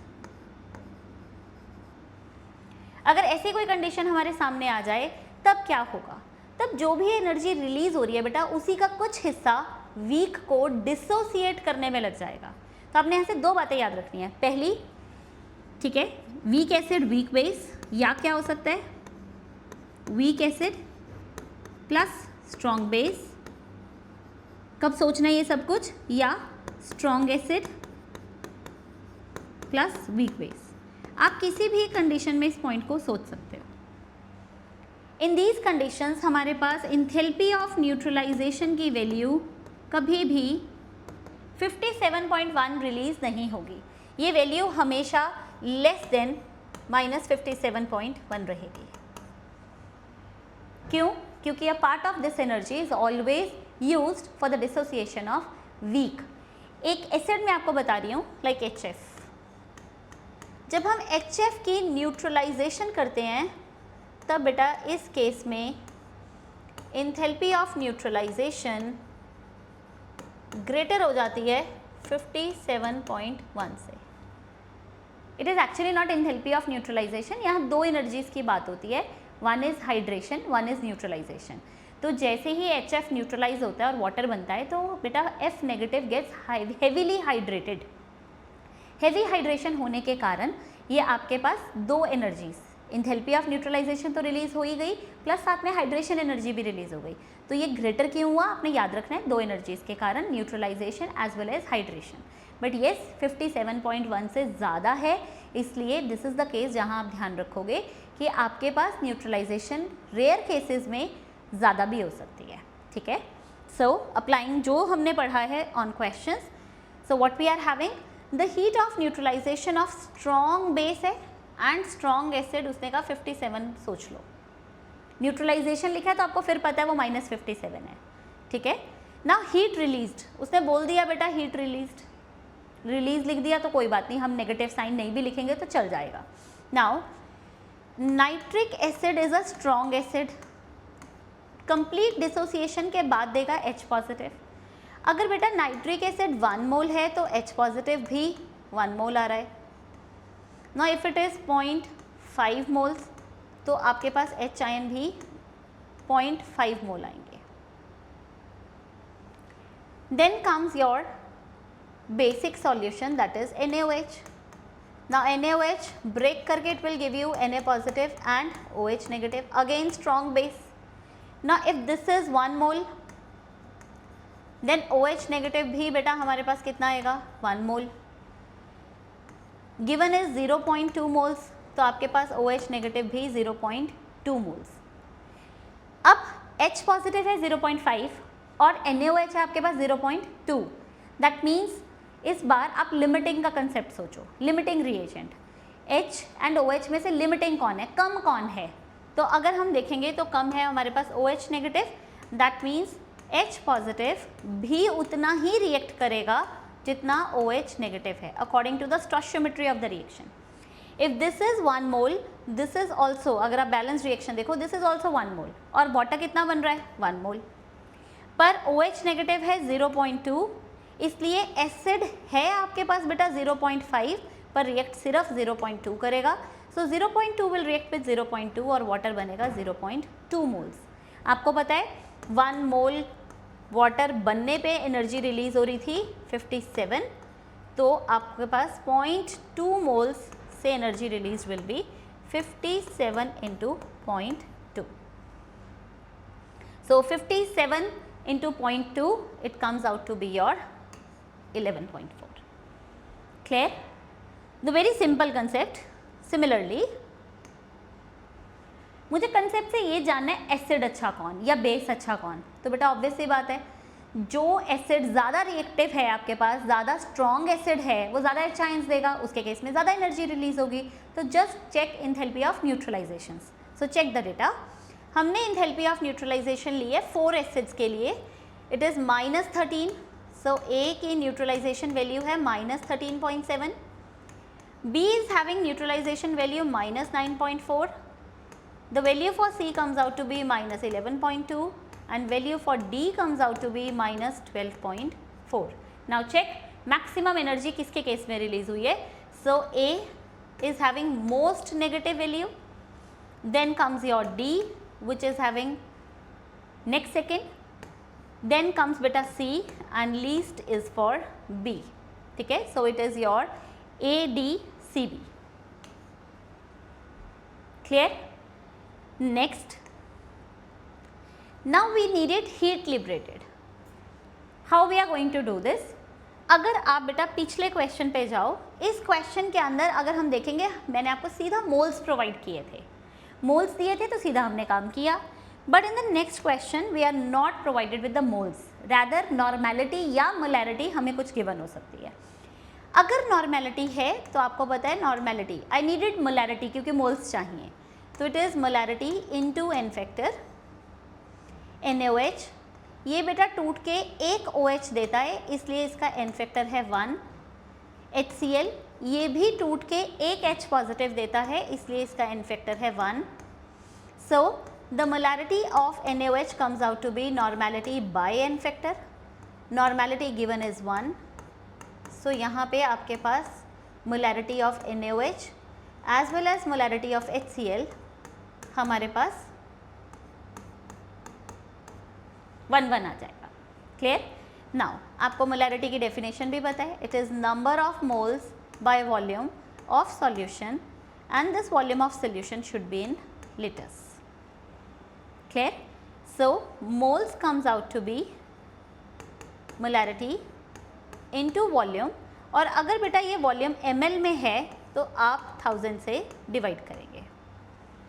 that means इस क्वेश्चन में पहले हम मोल्स निकालेंगे. So moles of NaOH, so we are having 100 ml है बेटा, तो मिलीलीटर है इसलिए आप 1000 से डिवाइड करोगे. It comes out to be 0.1.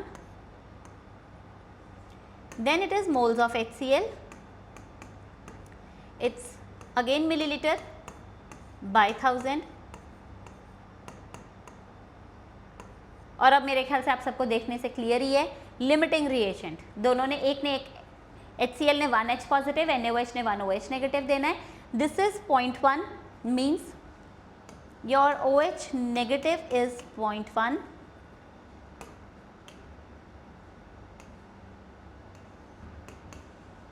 whereas H ion comes out to be 0.3. now this is limiting, ये कम क्वांटिटी में है, यही डिसाइड करेगा प्रोडक्ट कितना बनेगा. So water formed will be 0.1 mole. Same 1 मोल अगर वाटर होता तो एनर्जी रिलीज वॉज 57.1, पर आपके पास बन रहा है 0.1, so energy release comes out to be 5.73. अच्छा, यहाँ बेटा साइन नहीं है तो ध्यान से देखो, यहाँ लिबरेटेड वर्ड ऑलरेडी लिखा हुआ है, इसलिए साइंस और ऑप्शन में भी साइन नहीं है तो आपको वहाँ से क्लैरिटी है कि इट्स ओके, लिबरेटेड लिखा है तो चलेगा. ठीक है, नेक्स्ट आओ. Next, the enthalpy of neutralisation of acetic acid with KOH. अब आपको पता है एसिटिक एसिड क्या है, it's a weak acid, and KOH क्या है, इट्स अ स्ट्रॉन्ग बेस. अगर स्ट्रॉन्ग एसिड स्ट्रॉन्ग बेस होता तो एनर्जी थी 57.1 किलो जूल पर मोल, या बेटा आपके पास 13.7 किलो कैलोरीज. लेकिन अब वीक आ गया तो आपके पास एनर्जी ऑफ न्यूट्रलाइजेशन भी इन वैल्यू से कम आएगी, and that's given in the question 12.2. अब आपको पता है ये कम क्यों हुई, क्योंकि जो भी एनर्जी रिलीज हुई थी उसी का कुछ पार्ट एसिटिक एसिड को तोड़ने में यूज हुआ, डिसोसिएशन आयनाइजेशन करने में यूज हुआ. The enthalpy of ionisation of acetic acid, now you have to calculate. Energy आनी चाहिए थी 13.7, तो जस्ट चेक द गैप. और डिसोसिएशन की वैल्यू मतलब आप तोड़ रहे हो उसे, तो ये हमेशा एब्जॉर्ब होगी. ठीक है, so just check the gap between 13.7 and your 12.2. इसको सब्ट्रैक्ट कर दो. ठीक है, और ये वैल्यू हमेशा क्या होगी, पॉजिटिव, इसलिए कोई फॉर्मूला याद करने की ज़रूरत नहीं है. आप सिर्फ मैक्सिमम वैल्यू और जो वैल्यू गिवन है न्यूट्रलाइजेशन की, उन दोनों का गैप लो and the value should be positive, क्योंकि डिसोसिएशन बाहर से एनर्जी लेकर किया जाता है, means it is an endothermic process. ठीक है, so it comes out to be सीधा सीधा आपके पास 1.5. आई थिंक बेटा यहाँ तक आपको सारी इंथैल्पीज क्लियर हो चुकी होंगी, हाउ टू अप्लाई. आप यहीं तक जितने भी क्वेश्चंस मैंने आपको करवाए हैं जस्ट गिव अ रेपिटेशन. उसके बाद इसी मोमेंट पे साथ के साथ आप और कम से कम 20 क्वेश्चंस मिनिमम आप ज़रूर प्रैक्टिस करें. फिर कोई भी क्वेश्चन अगर आपको थर्मोकेमिस्ट्री का आता है, आप काफ़ी हद तक वो सारे क्वेश्चंस कर जाएंगे. ठीक है, नेक्स्ट आओ. अब नेक्स्ट हमारे पास क्या चीज़ है, नेचर के अंदर पॉइंट ये अराइज हुआ कि हमने देखा कोई रिएक्शन एंडोथर्मिक थी, कोई एक्सोथर्मिक थी, कुछ रिएक्शंस खुद से हो रही थी और कुछ रिएक्शन खुद से नहीं हो रही थी. जो भी प्रोसेस बेटा अपने आप होता है उसको हम बोलते हैं स्पॉन्टेनियस. या तो ये process they are going to occur by themselves और either on small ignition they are going to occur. ना स्पॉन्टेनियस प्रोसेस के लिए क्राइटेरिया क्या होना चाहिए, नेचर में हर काम एक तरफ से खुद से हो रहा है. अगर मेरे हाथ में एक पेन है, ठीक है, अगर मैं ये पेन को नीचे फेंकूँ, मैं कुछ नहीं कर रही हूँ, मैं इस पेन को सिर्फ छोड़ रही हूँ, ये पेन ऊपर भी जा सकता था, बट ये पेन ऑटोमेटिकली नीचे आ जाएगा. अगर ये नीचे आ रहा है इसका मतलब इस डायरेक्शन में ये काम अपने आप हो रहा है, spontaneous. And now the question arises, why a process is spontaneous? तो बेटा सबसे पहला क्राइटेरिया फॉर स्पॉन्टेनिटी दिया गया कि जिन भी रिएक्शंस में इंथैल्पी की वैल्यू नेगेटिव आएगी, मतलब जो भी रिएक्शंस हमारे पास एक्सोथर्मिक होंगी, इनको माना गया कि ये रिएक्शंस स्पॉन्टेनियस होंगी, ये रिएक्शंस स्पॉन्टेनियस होंगी।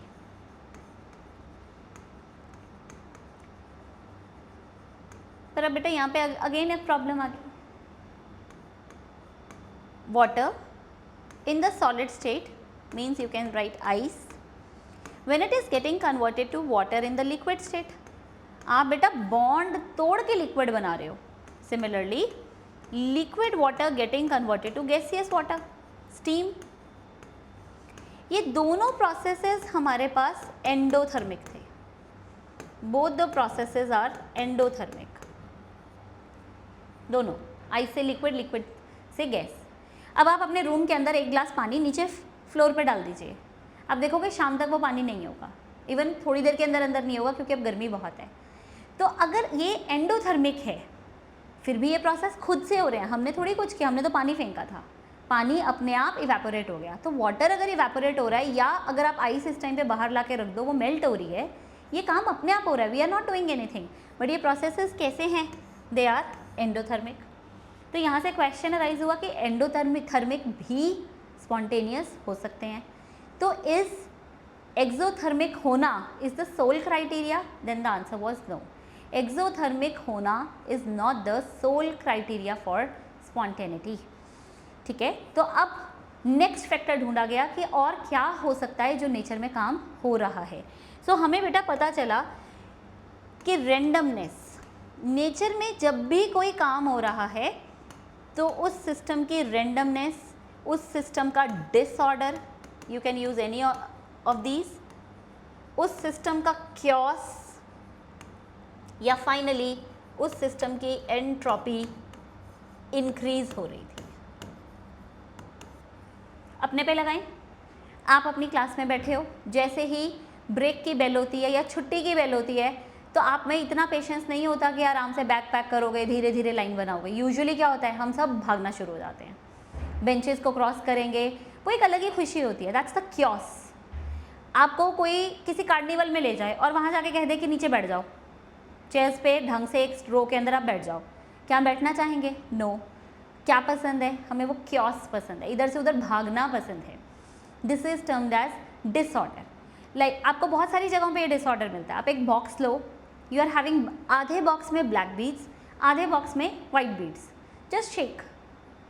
थोड़ी देर के बाद आप क्या नोटिस करोगे? बीड्स आपस में इंटरमिक्स हो गई, क्योस हो गया उन बीड्स में, डिसऑर्डर आ गया। जब ब्लैक अलग थी, वाइट अलग थी, तो वो ऑर्डर था, लेकिन अब क्या हो गया? डिसऑर्डर हो गया।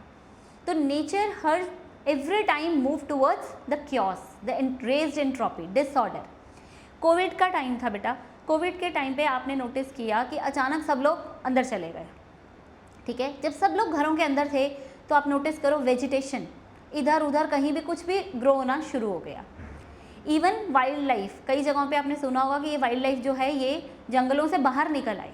तो आपके पास आज एक सिस्टम है, आप हर चीज़ को साफ़ करके रखते हो, लेकिन साफ़ करके इन द सेंस कि कहीं पे भी एक्स्ट्रा कोई ग्रोथ हो रही है तो आप उसे काट के उसको उस जगह पे क्लीन करके रखते हो। लेकिन अगर नेचर को मौका मिले तो नेचर हमेशा फैलता चला जाएगा, एंट्रोपी डिसऑर्डर की तरफ मूव करता चला जाएगा। This means it is considered कि कहीं पे भी नेचर के अंदर जो क्योस है, जो डिसऑर्डर है, that is again a criteria for spontaneity. ठीक है, तो disorder, entropy is a criteria for disorder, sorry spontaneity. Now the question is, क्या ये क्राइटेरिया सोल क्राइटेरिया है? क्या सिर्फ इस क्राइटेरिया से हम आंसर्स दे सकते हैं? तो पहले एंट्रोपी की बेटा कुछ एक चीज़ें पता होनी चाहिए। अगर हम सॉलिड, लिक्विड या गैस में बात करें तो एंट्रोपी डिसऑर्डर सबसे ज़्यादा आपको मिलेगा गैस में। अब आप अपने घर के छत पे चले जाओ, आपने एक कार्निवल में देखा सिर्फ 100 लोग हैं, खुला सा एक एरिया है और उसमें सिर्फ 100 पीपल आते हैं। अपने घर के दूसरी साइड पे भी कार्निवल लगा हुआ है और आपने वहाँ देखा कम से कम 1000 पीपल आते हैं। तो जहाँ 1000 है और एक तरफ सिर्फ 100 है, तो अब आप सोच के देखो डिसऑर्डर ज़्यादा कहाँ होगा, क्योस ज़्यादा, लोग कहाँ ज़्यादा भाग रहे होंगे। तो जितने नंबर ऑफ पार्टिकल्स ज़्यादा होते हैं क्योस भी हमेशा उतना ज़्यादा होगा। इसलिए जैसे जैसे आपके पास नंबर ऑफ पार्टिकल्स इंक्रीज़ करते चले जाएंगे वैसे वैसे एंट्रोपी भी इंक्रीज़ होनी शुरू हो जाएगी। क्लियर? अगर कोई चीज़ सॉलिड थी जैसे NaCl, अगर कोई चीज़ सॉलिड थी, आपने उसे वाटर में ऐड कर दिया and now it is free to move, now it is free to move, ऐसे में भी हमारे पास डिसऑर्डर विल इंक्रीज। नेक्स्ट, अगर आप बेटा यहाँ पे किसी भी गैसियस रिएक्शन को ले लोगे, like for example N2 3H2 will give you 2 ammonia. Now you can check reactant side पे there were 4 gaseous moles, पर in the product side we are having only 2 gaseous moles. तो reaction होने के time पे gaseous molecules जो हैं आपके कम हो रहे हैं। तो अगर gaseous molecules on the product side अगर कम हो गए तो आपके पास एंट्रोपी क्या हो जाएगी, डिक्रीज हो जाएगी।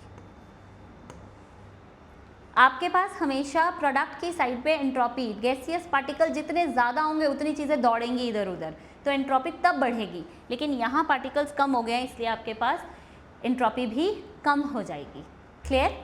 नेक्स्ट, अगर आपने एक सिस्टम, एक कंटेनर है, अगर आप उस कंटेनर के ऊपर प्रेशर लगाना शुरू कर दो और पार्टिकल्स को क्लोज ले आओ, अब ये पार्टिकल्स इतने क्लोज आ जाएंगे बेटा कि ये मूव ही नहीं कर पाएंगे। अगर पार्टिकल्स मूव नहीं कर पाएंगे तो आपके पास प्रेशर नहीं आ सकेगा। ठीक है, सॉरी, अगर पार्टिकल्स ये मूव नहीं कर पाएंगे इसका मतलब वहाँ क्योस नहीं है। क्योस तो तब है जब हमारे पास इधर से उधर हर पार्टिकल मूव कर पाएगा। सो अगर आप प्रेशर को बहुत ज़्यादा इंक्रीज कर दोगे तो पार्टिकल्स का मूवमेंट रिस्ट्रिक्ट हो जाएगा। तो प्रेशर को इंक्रीज करने से बेटा एंट्रोपी हमारे पास डिक्रीज हो जाएगी। हम वॉल्यूम बढ़ा दो, खुला मैदान, आपको बहुत बढ़िया एरिया मिल गया, अब आप आराम से इधर उधर भाग सकते हो। तो प्रेशर कम, वॉल्यूम ज़्यादा, तब आपके पास एंट्रोपी क्या हो जाएगा, ज़्यादा हो जाएगा। प्रेशर ज़्यादा, वॉल्यूम कम, तो आपके पास एंट्रोपी भी कम हो जाएगी। And a very important factor, chaos कब बढ़ेगा, टेम्परेचर बढ़ा दो। एक सिस्टम के अंदर वहाँ पे अचानक किसी तरह से टेम्परेचर को इंक्रीज़ कर दो, बहुत गर्मी हो जाए, बहुत ज़्यादा एक्सट्रीम गर्मी होगी, लोग भी भागना शुरू हो जाएंगे कि नहीं नहीं यहाँ से चलो। तो the same thing over here, अगर आप टेम्परेचर बढ़ाओगे तो एंट्रोपी हमारे पास रेज हो जाएगी, इंक्रीज हो जाएगी। ठीक है, so this is again an important factor, temperature increase करने से एंट्रोपी भी इंक्रीज कर जाएगी। ठीक है, एंट्रोपी सिंबल बेटा S. Clear? Now how to apply. अब आप एक बात सोचो, हमने स्पॉन्टेनिटी की बात की थी, अगर बेटा एंट्रोपी भी सोल क्राइटेरिया होता तो नेचर में सब कुछ गैस हो जाता, बट ऐसा तो नहीं है। इसका मतलब एंट्रोपी भी सोल क्राइटेरिया नहीं है। पहले हम एक दो क्वेश्चंस करेंगे एंट्रोपी के, फिर we will move towards the sole criteria. Now the question is which one of the following has delta S greater than 0। मैंने आपको सारे कंडीशंस बताई हैं। देखो ये सॉलिड है, ये 1 मोल गैस है, पर जो प्रोडक्ट बना वो फिर से सॉलिड हो गया। इसका मतलब गैसियस मोल्स इंक्रीज हुए ही नहीं, तो यहाँ एंट्रोपी इंक्रीज नहीं हुई, रेदर डिक्रीज हो गई। Now it is NaCl। ठीक है, ये NaCl बेटा पहले एक्वस है, मतलब पहले आयंस भाग रहे हैं, मूव कर रहे हैं सोल्यूशन में, लेकिन अब क्या हो गया, solid.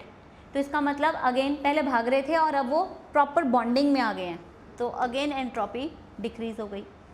But solid NaNO3 is getting converted to aqueous ions, मतलब अब वो फ्रीली इधर उधर मूव कर पाएंगे। सो येस, इस केस में entropy will increase. Last example हमने अभी डिस्कस की है, here the gaseous moles are decreasing, तो यहाँ भी एंट्रोपी हमारे पास डिक्रीज हो जाएगी।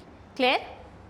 द नेक्स्ट, लिक्विड से we are moving towards gas. करना क्या है आपको, आपको डिक्रीज इन एंट्रोपी बतानी है। इस बार आप जा रहे हो बेटा लिक्विड से गैस की तरफ, इंक्रीज होगा या डिक्रीज, लिक्विड से गैस, गैस में क्या ज़्यादा, तो यहाँ हो जाएगा आपके पास इंक्रीज।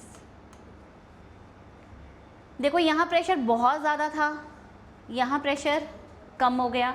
आपको पता बहुत ज़्यादा प्रेशर है तो पार्टिकल मूव ही नहीं कर पा रहा था, कम प्रेशर है तो भाग सकेंगे, तो अगेन हमारे पास एंट्रोपी क्या होगा, increase. Now there are 2 more examples.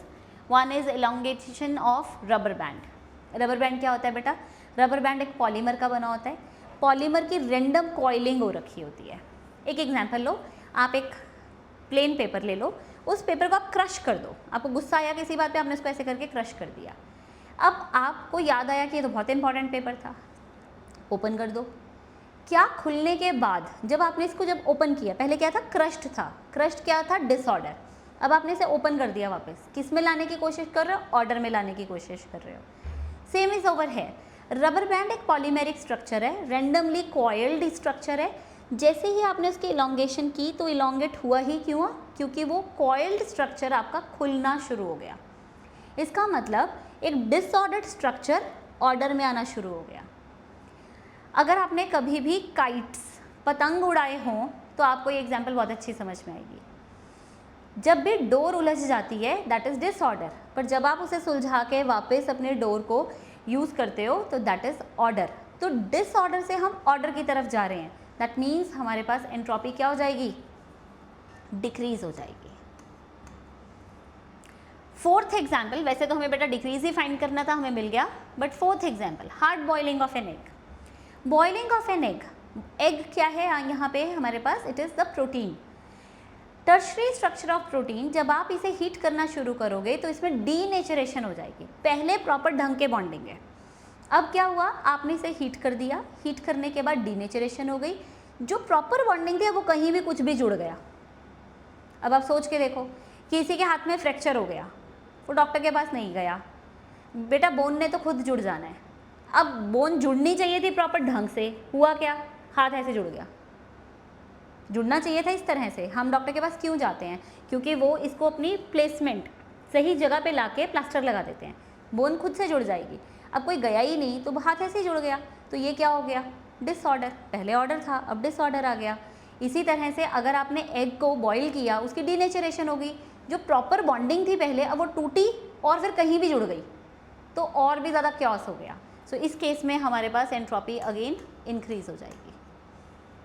Clear? And ये पॉइंट हमने डिस्कस कर ही लिया है कि entropy is again not the sole criteria. तो बेटा फाइनली सोल क्राइटेरिया है क्या, स्पॉन्टेनियस। अगर आपको रिएक्शन बतानी है कि कोई रिएक्शन स्पॉन्टेनियस है या नहीं है, तो इसका सोल क्राइटेरिया हमारे पास कौन है, that is your finally Gibbs free energy. Gibbs free energy represented by delta G. इसमें बेटा आपने delta H and delta S दोनों को रिलेट किया, दोनों को रिलेट करके हमने यहाँ प्रोवाइड की एक expression, that is your Gibbs Helmholtz equation.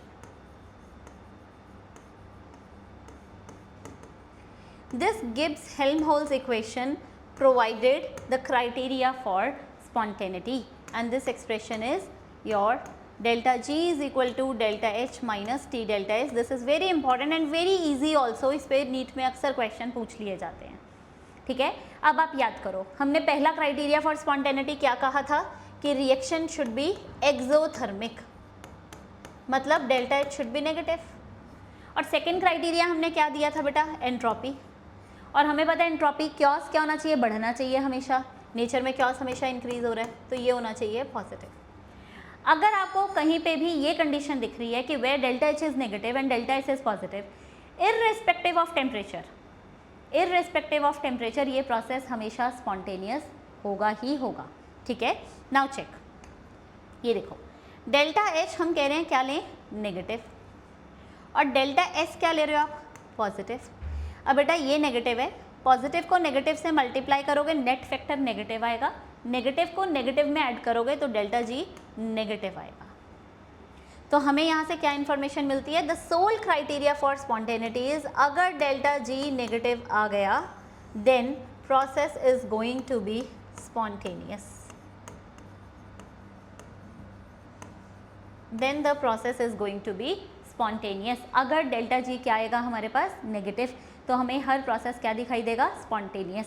अब कैसे ये नेगेटिव होगा, रोल ऑफ टेम्परेचर क्या है, क्या टेम्परेचर कम ज़्यादा करने से किसी रिएक्शन में स्पॉन्टेनिटी क्रिएट की जा सकती है, this is what we are going to discuss now.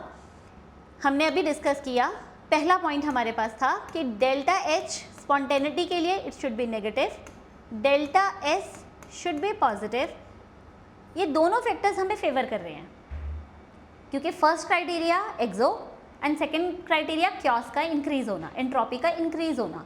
अगर ये दोनों फैक्टर इंक्रीज हमारे अकॉर्डिंगली हैं, देन बेटा irrespective of temperature,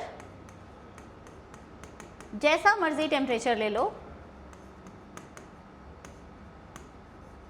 delta G हर हाल में आपके पास नेगेटिव ही आएगा। This is the first point. Number 2, अगर आपके पास इंथैल्पी फेवर नहीं कर रहा, मतलब एंडोथर्मिक, एंड एंट्रोपी भी फेवर नहीं कर रहा, मतलब नेगेटिव, दोनों में से कोई फैक्टर काम ही नहीं कर रहा, कुछ मर्जी कर लो बेटा, डेल्टा जी हर हाल में पॉजिटिव ही आएगा एट ऑल टेम्परेचर्स। मुझे कोई फर्क ही नहीं पड़ता, यहाँ कोई रोल नहीं होगा, ना इधर कोई रोल होगा ना इधर कोई रोल होगा। रोल कब आएगा टेम्परेचर का? अगर आपके पास रिएक्शन आ जाए बेटा एंडोथर्मिक, मतलब डेल्टा एच फेवर नहीं कर रहा पर एंट्रोपी फेवर कर रहा है, तो जो फेवर कर रहा है उसका मैग्नीट्यूड बढ़ा दो। तो हमारी एक्सप्रेशन क्या है? Delta G is equal to delta H minus T delta S. तो हमें फेवर कौन कर रहा है? एंट्रोपी, तो इसका मैग्नीट्यूड इंक्रीज कर दो। मीन्स टी डेल्टा एस को अगर मैं इंक्रीज कर दूं इसका मैग्नीट्यूड, देन डेल्टा एच, तो ऐसे में बेटा हर हाल में डेल्टा जी क्या आ जाएगा? नेगेटिव। अब टी डेल्टा एस का अगर मुझे मैग्नीट्यूड बढ़ाना है तो हम क्या करें? टेम्परेचर को इंक्रीज कर दो। इसको एक और चीज़ से भी याद रख सकते हो, डेल्टा एच पॉजिटिव था मतलब रिएक्शन एंडोथर्मिक थी। एंडोथर्मिक रिएक्शंस फेवर होती हैं जब हम टेम्परेचर को बढ़ा देते हैं। तो आपके पास डेल्टा जी नेगेटिव हुआ।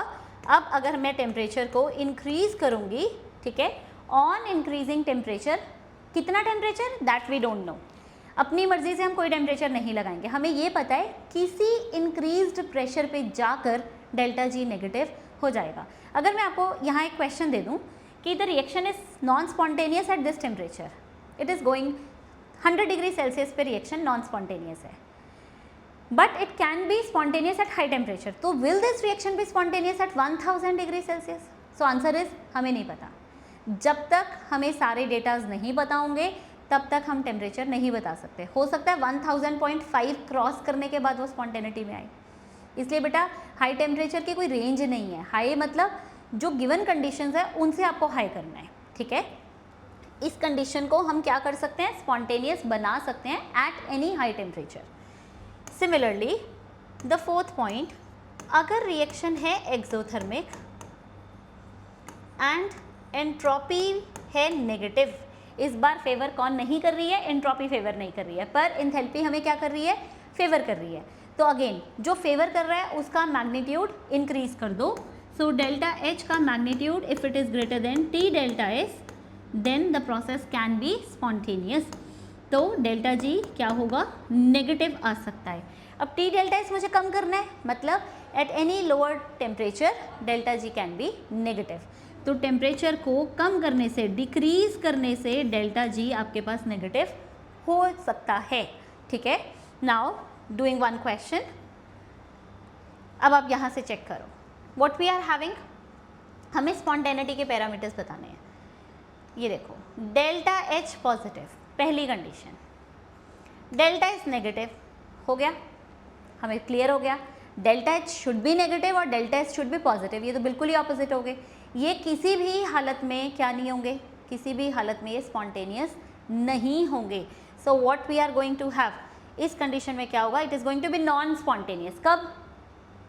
Eight all the temperatures. So it is going to be non spontaneous at all the temperatures. So first gets matched with C. Clear? अब थर्ड पॉइंट पे आओ। डेल्टा एच नेगेटिव फेवर कर रहा है, entropy positive favour कर रहा है, तो अब डेल्टा जी हमारे पास क्या होना चाहिए? नेगेटिव आएगा। कब आएगा? इररिस्पेक्टिव ऑफ टेम्परेचर, जो मर्जी टेम्परेचर हो जाए, क्योंकि दोनों फेवर कर रहे हैं, डेल्टा जी हर हाल में नेगेटिव आएगा ही आएगा। तो बेटा it is spontaneous at all the temperatures, all temperatures. But अब सेंटर वाली कंडीशन देखो, डेल्टा एच फेवर कर रहा है, ये फेवर कर रहा है, पर ये फेवर नहीं कर रहा है। तो जो फेवर कर रहा है उसका मैग्नीट्यूड क्या हो जाना चाहिए था? ज़्यादा। That means T delta S वाला फैक्टर क्या हो जाना चाहिए? कम। ये कम करना कैसे पॉसिबल है? जब हम टेम्परेचर को कम करेंगे। इसका मतलब ये सेकेंड एक्सप्रेशन जो है it can be made spontaneous. कब? जब आप टेम्परेचर को कम करोगे, otherwise it is going to be non spontaneous अगर टेम्परेचर हायर होगा। अब अपनी ऑप्शन देखो किसके हिसाब से वो क्या पूछ रहा है, यू कैन गिव आंसर। तो आपको पता है कि हमारे पास it is non spontaneous. Spontaneous कब होगा, जब टेम्परेचर हम कम कर देंगे। ये कह रहा है नॉन स्पॉन्टेनियस कब, हाई टेम्परेचर पे। So yes it is correct. तो हमारे पास सेकेंड पॉइंट जो है उसका आंसर बन जाएगा बेटा A. So your option comes out to be, first is C, एक ही ऑप्शन है सेकेंड। आई थिंक बेटा हमने आज जितना भी लेक्चर को प्रिपेयर किया है इसके अकॉर्डिंगली आपका सारा वो पार्ट जिसमें से क्वेश्चन आने के सबसे ज़्यादा चांसेस रहते हैं वो सब यहाँ से कवर होता है। चैप्टर से डरो नहीं, क्विक एंड फास्ट रिवीजन दो, इसको पढ़ो एंड देन उसके बाद आप लोग कुछ क्वेश्चंस को प्रैक्टिस करो, देन ये चैप्टर आपका काफ़ी हद तक प्रिपेयर हो जाएगा। डर के करोगे तो क्वेश्चंस करने में दिक्कत आएगी, कंफर्टेबली एक एक रिएक्शन लिख के कर चलते चले जाओगे तो ये चैप्टर बहुत अच्छा तैयार हो जाएगा। ऑल द बेस्ट, बहुत अच्छी तैयारी करना, नीट का एग्ज़ाम आ रहा है, खुश मन से अच्छी एनर्जी ट्रांसफ़र करते हुए just do your work and give your best. All the best बेटा।